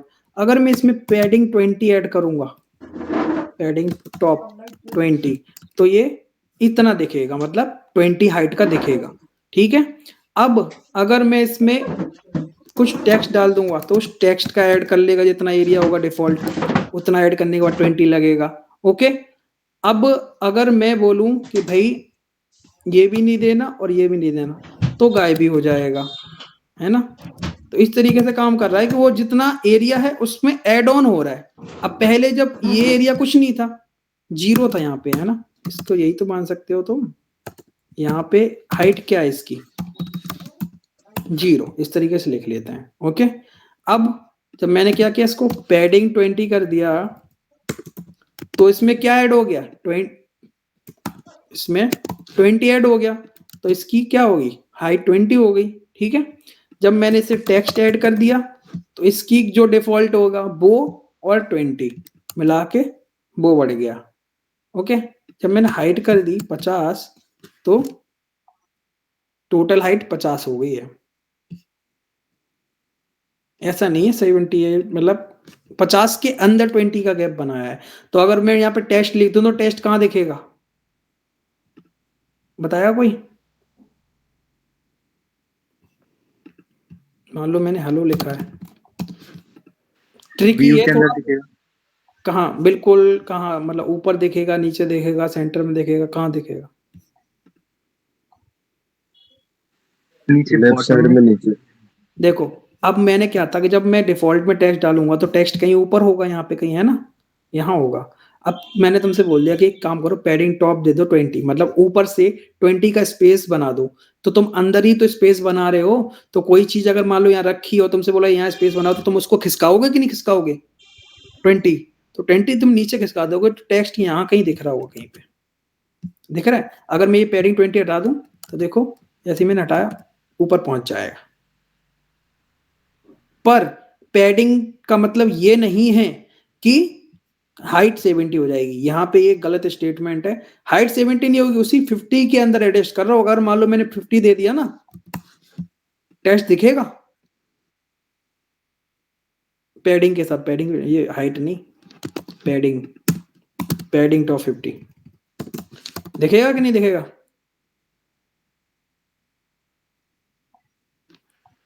नहीं दिखेगा, बिल्कुल नीचे चला जाएगा। क्यों? क्योंकि तुमने 50 का स्पेस जो पैडिंग लिया, वो तो खाली जो स्पेस तुमने यही ले लिया, तो टेक्स्ट कहीं यहाँ पे होगा, मतलब यहाँ, मतलब इसके बाउंड्री के बाहर निकल गया, तो वो दिखेगा ही नहीं। समझ रहे हो? अंदर स्पेस क्रिएट कर रहे हो, जिससे तुम्हारी हाइट नहीं बढ़ेगी, बस तुम उस एरिया को घेरते जा रहे हो जितना लिया है। अगर तुम्हें चाहते हो कि जितनी पैडिंग लो उतना स्पेस बनता जाए, तो तुम्हें हाइट हटानी पड़ेगी। दिख रहा है? हाइट रेस्ट्रिक्ट कर रहा है तुम्हारे इस एरिया को।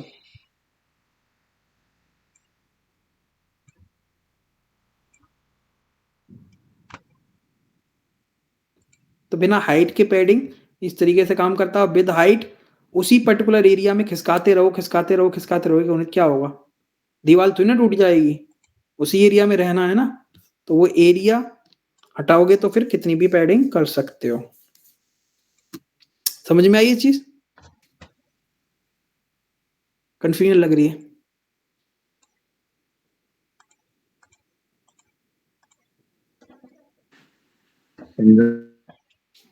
देखो मैं बताता हूँ, रुको एक सेकेंड। देखो, ये हमारा व्यू है। ओके, मार्जिन तुमने यूज किया, तो मार्जिन यहाँ कहीं पे चारों ओर बाहर से लग रहा है। ओके, अब मैं बोलूं कि भाई एक काम करो, ये तुम्हारी हाइट एंड विड्थ है, यहाँ मुझे कोई एक आइटम तुमने यहाँ रखा हुआ है, मैं कहूं कि यार इस आइटम के बीच में यहाँ पे एक काम करो, 100 का गैप कर दो। तो आइटम को मान लो यहाँ पे 80 पे रखा है, तो खिसकाना पड़ेगा ना, तो आइटम यहाँ पहुंच जाएगा। अब मैं बोलूं और कर दो गैप, तो आइटम यहाँ पहुंच जाएगा। एक दिन ऐसा होगा कि दिखेगा नहीं, क्योंकि विजुअल एरिया तो यही है। ठीक है, बट अगर तुमसे बोलूं कि हाइट वाइट कुछ नहीं है भाई, यहाँ पे एक आइटम रखा है, बाउंड्री है ही नहीं, मैं तुमसे बोलूं यहाँ पे एक काम कर, 100 का खिसका ले, खिसका लोगे ना, है ना। इसका बैकग्राउंड कलर एक डिफॉल्ट होगा व्हाइट, अब उसको तुम खिसकाओगे तो क्या हो जाएगा, इतना बड़ा बन जाएगा। मैं तुमसे बोलूं एक काम करो, 1000 का खिसका ले, तो ये पहले इतना था ना, वो क्या बन जाएगा, इतना बड़ा। क्यों? क्योंकि तुमने अब हाइट से रेस्ट्रिक्ट नहीं कर रखा है, तो जितना तुम पैडिंग देते जाओगे उतना एरिया क्रिएट होता जाएगा।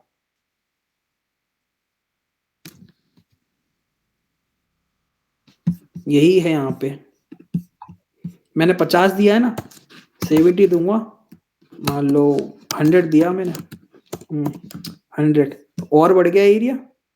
बट यही जैसे ही मैंने हाइट दे के रेस्ट्रिक्ट कर दिया कि भाई तुम चाहे कितना भी पैडिंग ले लो, है ना, कितना भी पैडिंग ले लो, वो हाइट इतनी ही रहेगी। तो हाइट जो है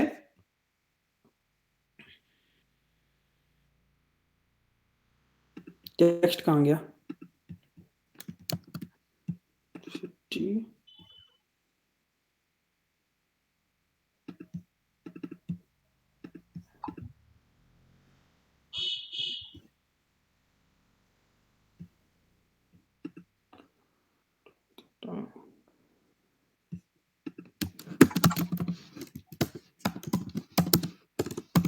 बैकग्राउंड कलर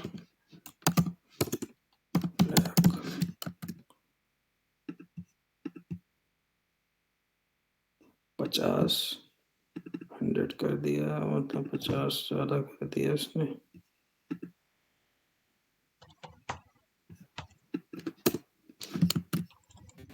पचास करूंगा तो 50 का गया। ओके 100 करा तो 100 बना, 100 करा तो 200।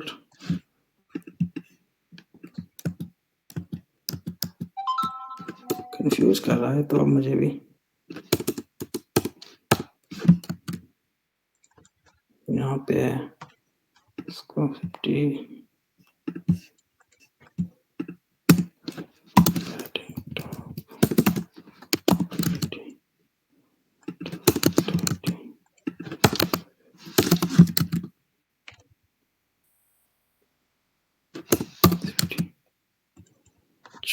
लिमिट के बाहर जाके बढ़ाया उसने।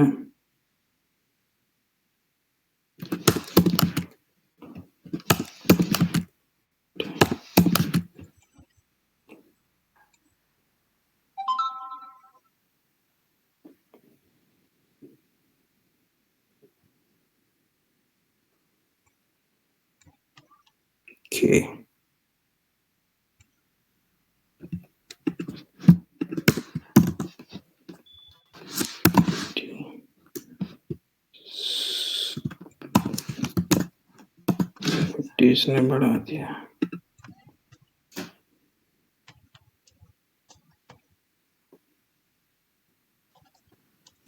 ठीक है, हाँ ठीक है, समझ में आया इसका क्या फंडा है। ओके तो इसका फंडा है भाई कि जितनी हाइट है उतनी हाइट में तो रेस्ट्रिक्ट है यहाँ तक, यहाँ तक। अब हम क्या कर रहे हैं कि ज्यादा ही पैडिंग लेते जा रहे हैं तो उस एरिया में ऐड ऑन करता जा, मतलब उस हाइट से ज्यादा लेता जा रहा है। मैंने 90 कर दिया है, तो 90 का मतलब क्या है कि अराउंड 50 तो ये हो गया इसका, है ना, या फिर बोल सकते हो कि टोटल 90 है ये जो हाइट है वो टोटल 90 है। ओके, या फिर बोल सकते हो कि 50 पहले से था, इसने 40 बढ़ाया है, 40 बढ़ा के टोटल 90 किया है। इस तरीके से मान लो, तो अगर तुम सीधा समझोगे तो ये हाइट 90 कर दी इसने, पर 50 तक क्या कर रहा था, सिर्फ अंदर वाले कंटेंट को एडजस्ट कर रहा था। अब जैसे ही उसने देखा कि 50 से ऊपर निकल गए तो कंटेंट तो एडजस्ट हुआ है, बट उसकी हाइट अब बढ़ाते जा रहा है। तो जितनी हाइट है उतने तक तो रेस्ट्रिक्ट है, उसके बाद बढ़ाता जा रहा है। जैसे मान लो मैंने 50 किया ना, 50 40 किया, मान लो 40 तक तो इसने कंटेंट को रेस्ट्रिक्ट किया यहाँ पे, है ना, 40 तक तो रहे। अब जैसे ही मैं इस पे बढ़ाता जा रहा हूं तो ये क्या कर रहा है, फिर अपनी हाइट एडजस्ट करता जा रहा है उसके हिसाब से। 70 करूंगा तो इसने कितनी बढ़ा दी, 20 बढ़ा दी। ठीक है, यहाँ पे 90 करूंगा तो टोटल हाइट 90 की है, पर ये तो फिर भी गया ही, क्योंकि ये तो सबसे नीचे ही दिखेगा। इसी को तो हटाते जा रहे हैं हम, इसको हटाते जा रहे हैं, तो ये तो दिखेगा ही नहीं।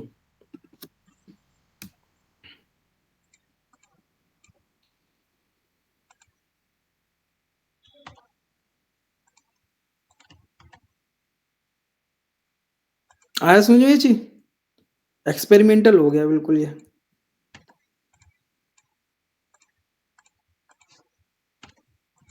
टाइम बहुत हो गया आज तो।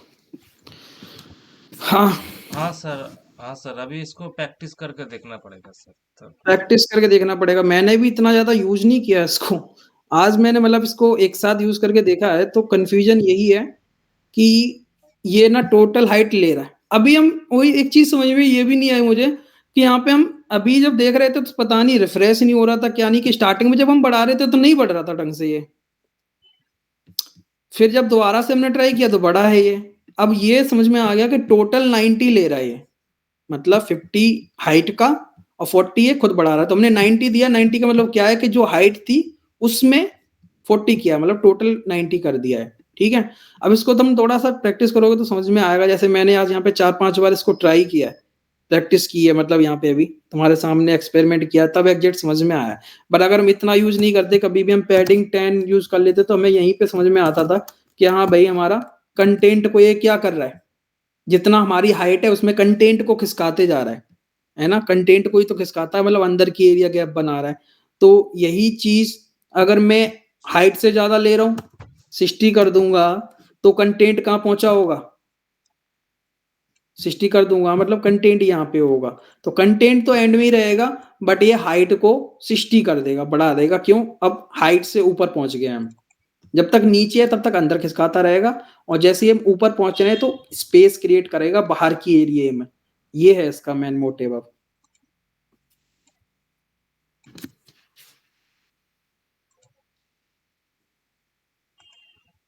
ठीक है, थोड़ा सा कंफ्यूजन आज हो गया मेरा भी, बट अब थोड़ा सा क्लियर है ये चीज यहाँ पे।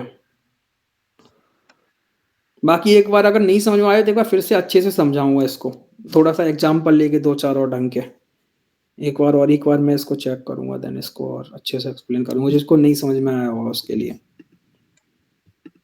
हम भी सर मंडे तक एक्सपेरिमेंट करके आते हैं फिर।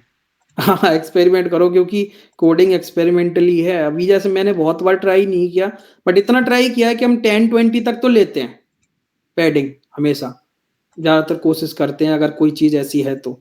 बट कभी 100 और 200 करके नहीं देखा, हाइट से बढ़ा के नहीं देखा। ज्यादातर पैडिंग यूज करते हैं तो हम कहाँ करते हैं, जैसे मान लो मैंने हाइट हटा दी और मैंने क्या किया, या फिर मान लो ये ले लिया अकेला टेक्स्ट, ज्यादातर पैडिंग ऐसे यूज होती है। तो मैंने क्या किया, ये भी हटा, अब मैंने ये कहा कि मेरे हेलो बनाना है, और हेलो में मुझे मान लो पैडिंग यूज करनी है 10 की। क्यों? क्योंकि मुझे बटन नहीं बनाना। ओके, और यहाँ पे मैं मान लो बैकग्राउंड कलर ऑरेंज यूज करता हूँ। इस तरीके से यूज करते हैं हम ज्यादातर। तो क्या होता है कि हमें इतना मौका नहीं मिला इतनी पैडिंग देने का, तो एक्सपेरिमेंटल हो जाता। ऑरेंज बैकग्राउंड कलर है तो कलर ब्लैक कर दिया। अब इस तरीके का मैंने बनाया, तो ये देखो कि टेक्स्ट के अराउंड जैसे मैं कोई बटन बनाना है, ये बनाना है, तो हम इस तरीके से लेते, तो हमें समझ में आता है कि हाँ 10 का चारों ओर से है, या फिर पैडिंग टॉप करोगे तो सिर्फ ऊपर से ही लगेगा, ऊपर की साइड से 10 का। इस तरीके से हमने ट्राई किया। बट आज हमने जैसे देखा है ये वाला ट्राई करके, हाँ इसमें ये चीज समझ में आई कि टोटल हाइट को ये अगर पैडिंग टॉप कर रहे हो तो, है ना। पर एक बात समझिए कि तुमने पैडिंग टॉप यूज किया इसलिए तो वो टेक्स्ट बिल्कुल गायब रहा। अगर तुम पैडिंग यूज करते ना तो वो टेक्स्ट दिखता, क्योंकि चारों साइड से करता है तो टेक्स्ट के नीचे भी तो लगता ना पैडिंग, तो फिर वो टेक्स्ट दिखता रहता। यहाँ पे हम यही तो बात कर रहे थे ना, तो यहाँ पे अगर मैं पैडिंग बोल दूं, पैडिंग ना लेके, तो ये देखो टेक्स्ट दिख रहा है ना, ये टेक्स्ट दिख रहा है। बट अगर यही पैडिंग टॉप की बात करता तो बस ऊपर ऊपर का एरिया गैप ले लेता, नीचे का टेक्स्ट गायब हो जाता।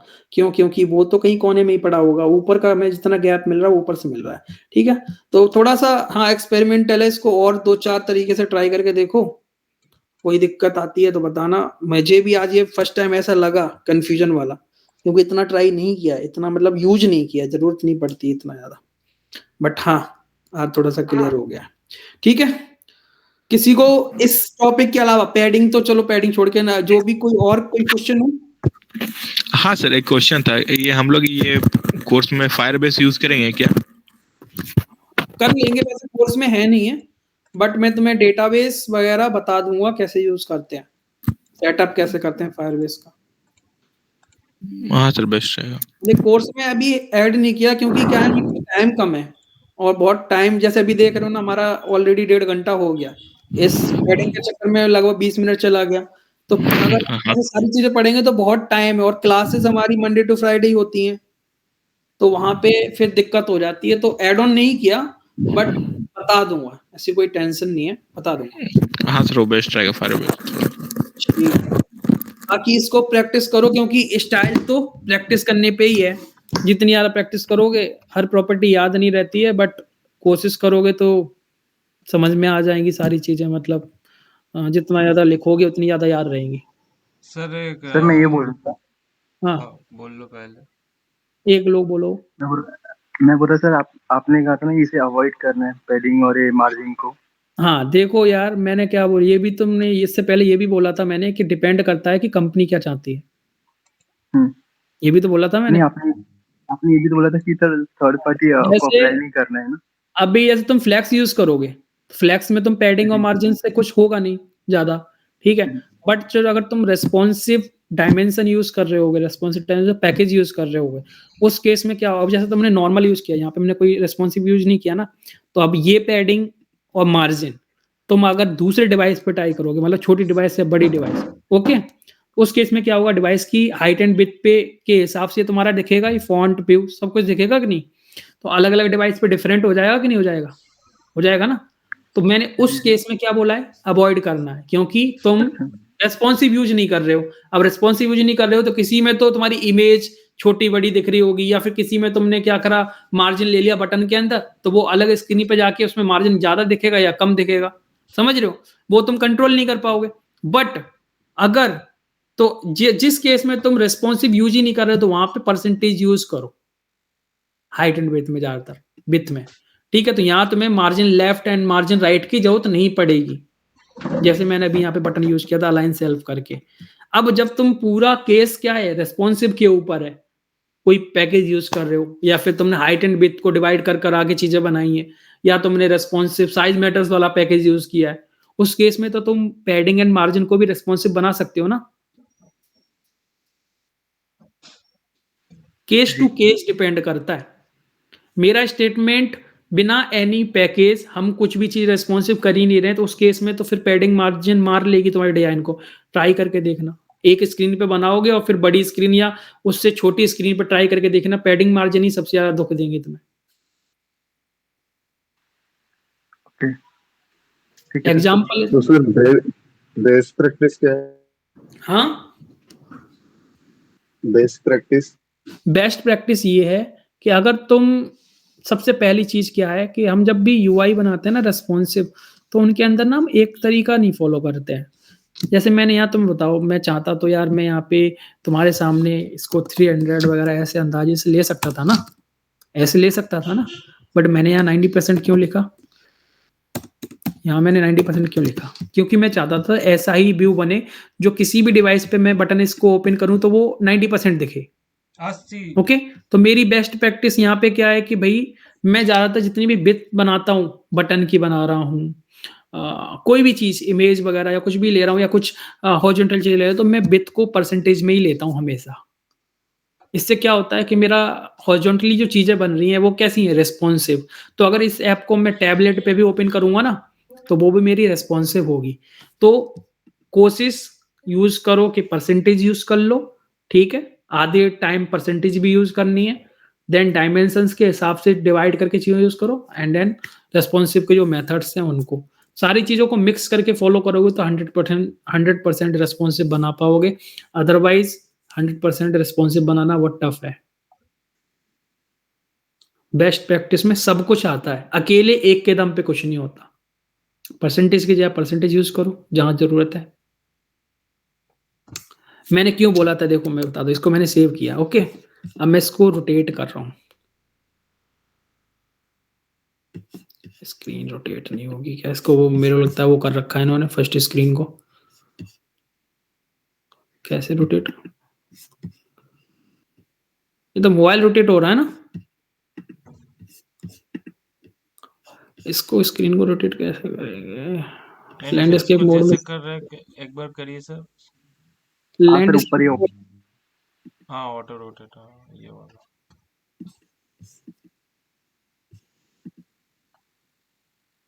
देख रहे हो, ये 90% की बात कर रहा हूं मैं। अब जैसे मान लो मैं 90% बनाया, इसको मैं अलाइन सेल्फ अगर कर दूं, अलाइन सेल्फ, तो मेरा हर एक स्क्रीन के अंदर ये 90% ऐसे ही रहेगा ना, गैप जो है हर एक में ऐसे ही रहेगा। अगर मैं छोटी डिवाइस पे रन करूंगा तब भी, बड़ी डिवाइस पे रन करूंगा तब भी, देखो ये इतना ही गैप बना रहेगा। इक्वली दोनों साइड से है ना, चाहे वो छोटी डिवाइस हो चाहे बड़ी डिवाइस हो, परसेंटेज का फर्क ये होता है। तो बेस्ट प्रैक्टिस में ज्यादातर जो चीजें ऐसी बनानी तुम्हें, जिनमें लेफ्ट राइट से हमें मार्जिन सेव देना, तो तुम्हें ऐसे नहीं करना। इसका एक तरीका क्या हो सकता था, बहुत सारे लोग बनाते हैं, पता कैसे? जैसे मान लो मैंने टोटली विथ कर दी 100%, इस तरीके से मान लो कर दिया। अब सारे लोग बोलेंगे मैं क्या करूंगा, इसको margin left 20 and margin right 20, इस तरीके से कुछ ट्राई करके देखते हैं। ये यहाँ पे मार्जिन लेफ्ट 20 है, इसको मान लो मैंने कर दिया 350 होता है आई थिंक, कितना होता है इस तरीके से,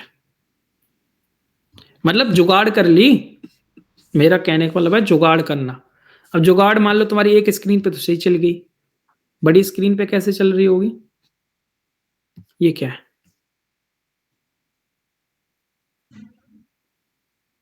चलेगा क्या ऐसे?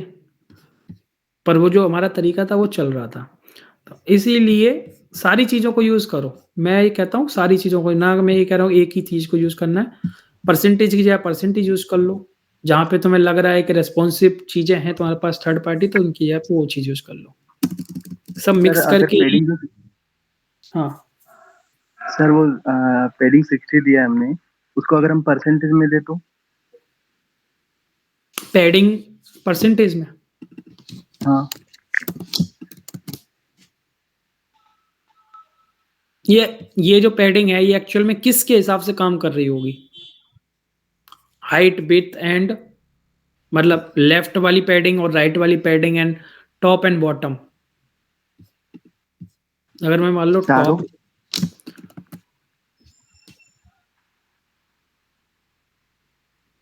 जो कॉमन है वो तो चलो मैं मान सकता हूँ चारों। अगर टॉप दिया तो 10% ही हाइट के हिसाब से है। अच्छा चलो मान लिया, ये परसेंटेज सारी चीजों पे काम करता है, एक जगह आके फेल होता है। वो कैसे कि मान लो तो मैं बोलूं मैं कि एक काम करो, एक सर्कल बनाओ, एक काम करो एक सर्कल बनाओ, और इसकी विड्थ मैंने दे दी, तुमने बोला ना मैं 20% 30% दे रहा हूँ, ठीक है, और हाइट भी 30%।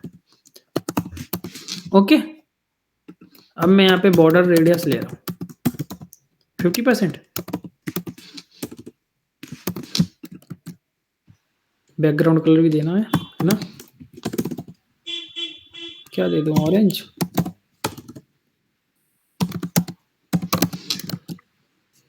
ये क्या हुआ? सर आपने 15 दिया हुआ है, 15 रेडियस। तो बॉर्डर रेडियस तो आधा ही होता है ना, 50 था वो 15 हो गया 50। 50। आपको सर्कल बनाना था ना? अच्छा 50%,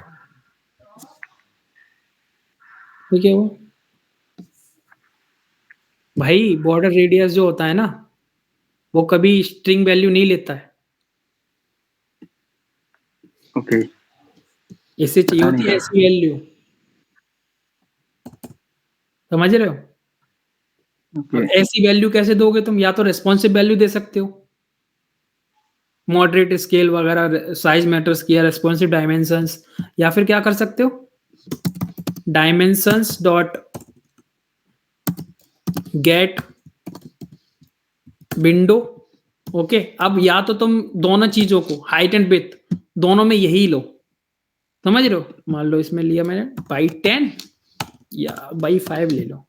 ओके, अब बाई 5 ऐसा लो, इवन लो। ओके, नहीं तो पॉइंट में देना ही पड़ेगा फिर। इसको भी तुम क्या लोगे, सेम, और फिर इसका क्या करोगे, border radius by 8 by 4 height है ना, बॉर्डर रेडियस कितना होगा जो इसका दिया, इसका आधा कितना होगा, आधा 80 होगा ना, तो होगा शायद। नहीं नहीं 8 ही हुआ। 8 अरे इस हिसाब से तो देखो, रुको, इस हिसाब से ही तो लगाते हैं कि मान लो मैंने 100 दिया इसको और इसको नॉर्मल को 100 देते हैं तो हमें 50 देना पड़ता है। बॉर्डर रेडियस हमेशा आधी होती है। ये तो कुछ सही भी नहीं हो रहा, क्यों नहीं हो रहा? मैंने कुछ गलत कर रखा है क्या?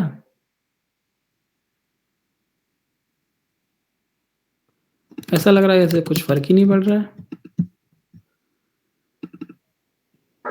सर कलर चेंज करके देखो, तभी इफेक्ट समझ में आएगा जल्दी। चेंज ही नहीं हो रहा कुछ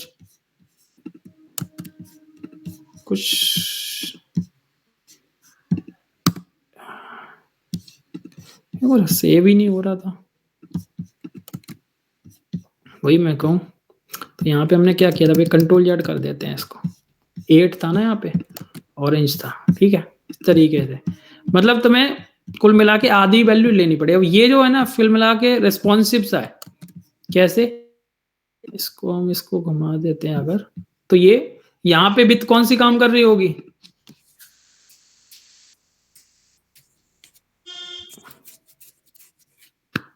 यहाँ विथ क्या है, हाइट एंड विथ में कैलकुलेशन में चेंज हो जाता है जब हम लैंडस्केप में जाते हैं, ये पता है ना?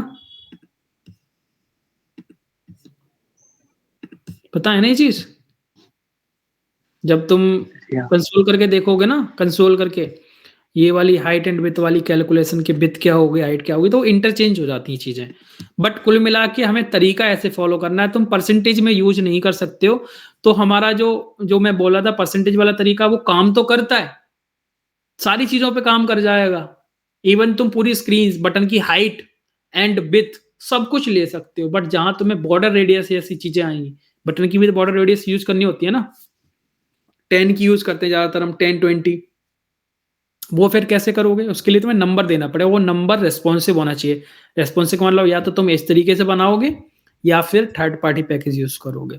तो वहां पे एक फेलियर मिला, एक फेलियर की वजह से तुम्हें दूसरे मेथड की एंट्री करानी पड़ेगी, जो मेथड ये है हमारा, जब तक कोई थर्ड पार्टी यूज नहीं कर रहे हो। लेकिन सर ये 8 क्यों दिया? वो 4x4 है तो 2 होगा ना सर? बॉर्डर रेडियस आधा होता है। हाँ तो 4 का तो आधा 2 होगा। आधा का मतलब क्या हुआ? ये 1/4 है मान लो। हाँ 1/4 कोई चीज है, 1/4, और इसमें अगर मल्टीप्लाई करोगे 1/4 से क्या आएगा?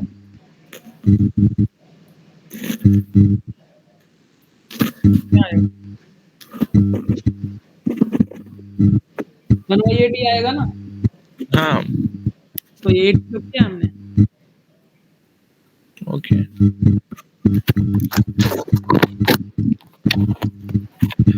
ठीक है। आज तो क्लास बहुत हो गई। अब मंडे को ही मिलेंगे डायरेक्टली और सीधा स्टार्ट करेंगे चीजों को, मतलब कंपोनेंट्स। कल क्लास नहीं रहेगा क्या सर?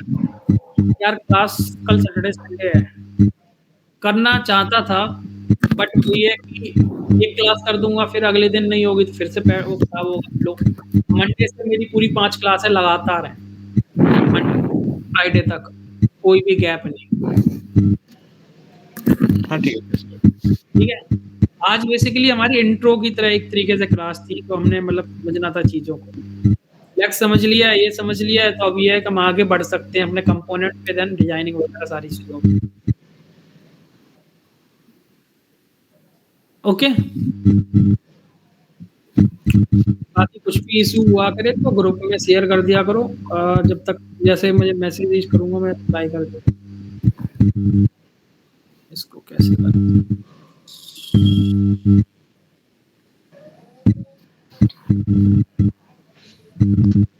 सर और इसकी रिकॉर्डिंग कब मिलेगी हमें? ये अभी अगर अभी आ जाएगा मेल तो अभी मिल जाएगी। अच्छा, मेल पे आएगा? हाँ, ये रिकॉर्डिंग का कुछ तरीका है जिसमें क्या होता है तुम्हारा, ये हमारा एक एक्सटेंशन है। ओके, इसमें मेल से हमारे लॉगिन करना होता है और सारी स्क्रीन की रिकॉर्डिंग, ये मीट के लिए ही बना है ओनली। ठीक है, और ये हमारे ओके मेल पे हमारी लिंक भेज देता है जितनी भी हमारी गूगल मीट की ओके रिकॉर्डिंग। तो ये कभी-कभी टाइम लगा देता है, वो कभी-कभी तुरंत आ जाता है, जैसे अभी ये तुरंत आ गया है।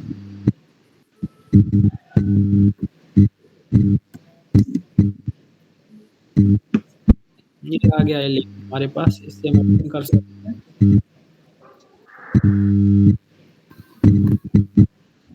तो अभी जाके प्रैक्टिस कर सकते हैं। हाँ, वैसे तो ये आज के में कुछ प्रैक्टिस का ज़्यादा कुछ था नहीं, बट हाँ, देख सकते हो इसको। इसमें ये देख लेना कुछ दिक्कत ना आए, वैसे इसमें एक्सेस डायरेक्टली हो जाता है। ठीक है, मैं भी देखता हूँ इसका क्या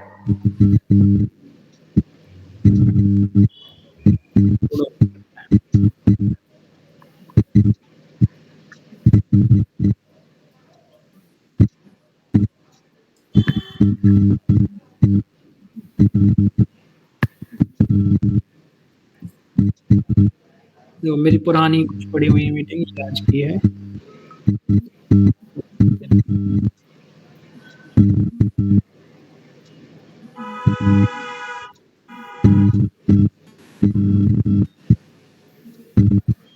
अरे यार, 22 तारीख है ना?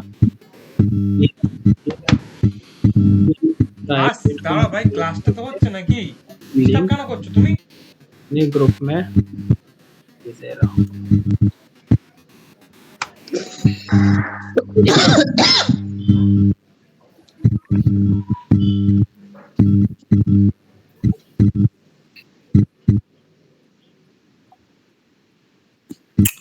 ओके, बाकी देख लेना, चीजों को एक्सपेरिमेंट करके देख लेना। हर एक चीज मुझे भी याद नहीं रहती है, तो आज पैडिंग का तो लफड़ा हो ही गया।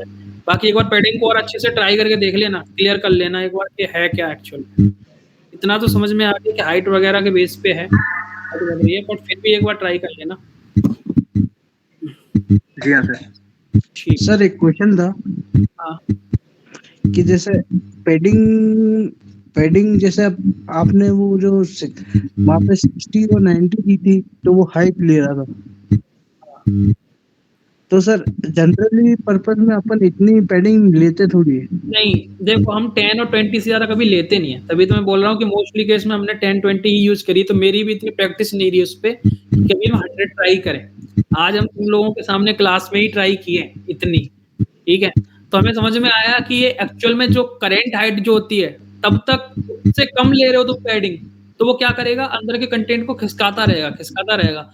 जब उसे पता चला कि अब हम हाइट से बियॉन्ड, मतलब बियॉन्ड द हाइट निकल गए, हाइट के बाहर हैं, तब वो क्या करता है, एड ऑन करने लग जाता है। क्यों? क्योंकि यार एक तरीके से यहाँ पे मतलब ये समझो कि इतना बड़ा बॉक्स है, अब तुम यहाँ पे हो, तुम खिसकाते जाओ, तब हाइट से पहले पहुंचोगे ना। अब यहाँ हाइट के तुम जो बाउंड्री थी उससे बाहर पहुंच गए, तो वैसा थोड़ी ना कि इस बाउंड्री को छोड़ देगा, वो इस बाउंड्री को मिटा रहा है फिलहाल, और इसको बढ़ा के इतना कर देगा जहां को आ गया है, ऐसे कर रहा है फिलहाल। बट रियल इंजीनियरिंग में तो मुझे नहीं लगता ऐसे इतनी पैडिंग यूज होती है। नहीं होती भी नहीं है, देखो वही मैं बोल रहा हूँ, नहीं होती है। तभी तो मुझे भी तो उसमें कंफ्यूजन आ गई थी ना, क्योंकि हमने कभी यूज करी ही नहीं है। मोस्टली हमने 10, 5 इतनी ही पैडिंग लेफ्ट में 5 या 10 तक यूज की है, टॉप में मैक्सिमम 10, इससे ज्यादा कभी गई नहीं है। बट आज समझ में तो आया ना, किसी ने कुछ पूछा तो एटलीस्ट हमने ट्राई करके देखा ना उस चीज को। एक्सपेरिमेंट करना जरूरी है। ओके सर, ओके ठीक है, चलो फिर मिलते हैं मंडे को। बाकी प्रैक्टिस कर लेना चीजों को, कोई किसी को हल्के में नहीं लेना चाहिए, जैसे पैडिंग ने आज बता दिया कि हल्के में नहीं लेना। तो चीजों को देखते रहो करो, बाकी आगे से बड़े स्टार्ट करेंगे। सर एक चीज पूछनी थी, जैसे मैं कुछ प्रैक्टिस करूं और मुझे कुछ नया लगे तो मैं ग्रुप में शेयर कर सकता हूँ? हाँ भाई, इसलिए ग्रुप बनाया है, ग्रुप में शेयर करो। क्या पता वो किसी को नॉलेज हो उसके बारे में, तो वो अपनी एटलीस्ट शेयर कर सकता है। क्या पता किसी को ना मैं ही बता दूं, ना कुछ तो सोल्यूशन मिलेगा ही। ठीक है सर। तो ग्रुप बनाया डिस्कशन के लिए, ठीक है।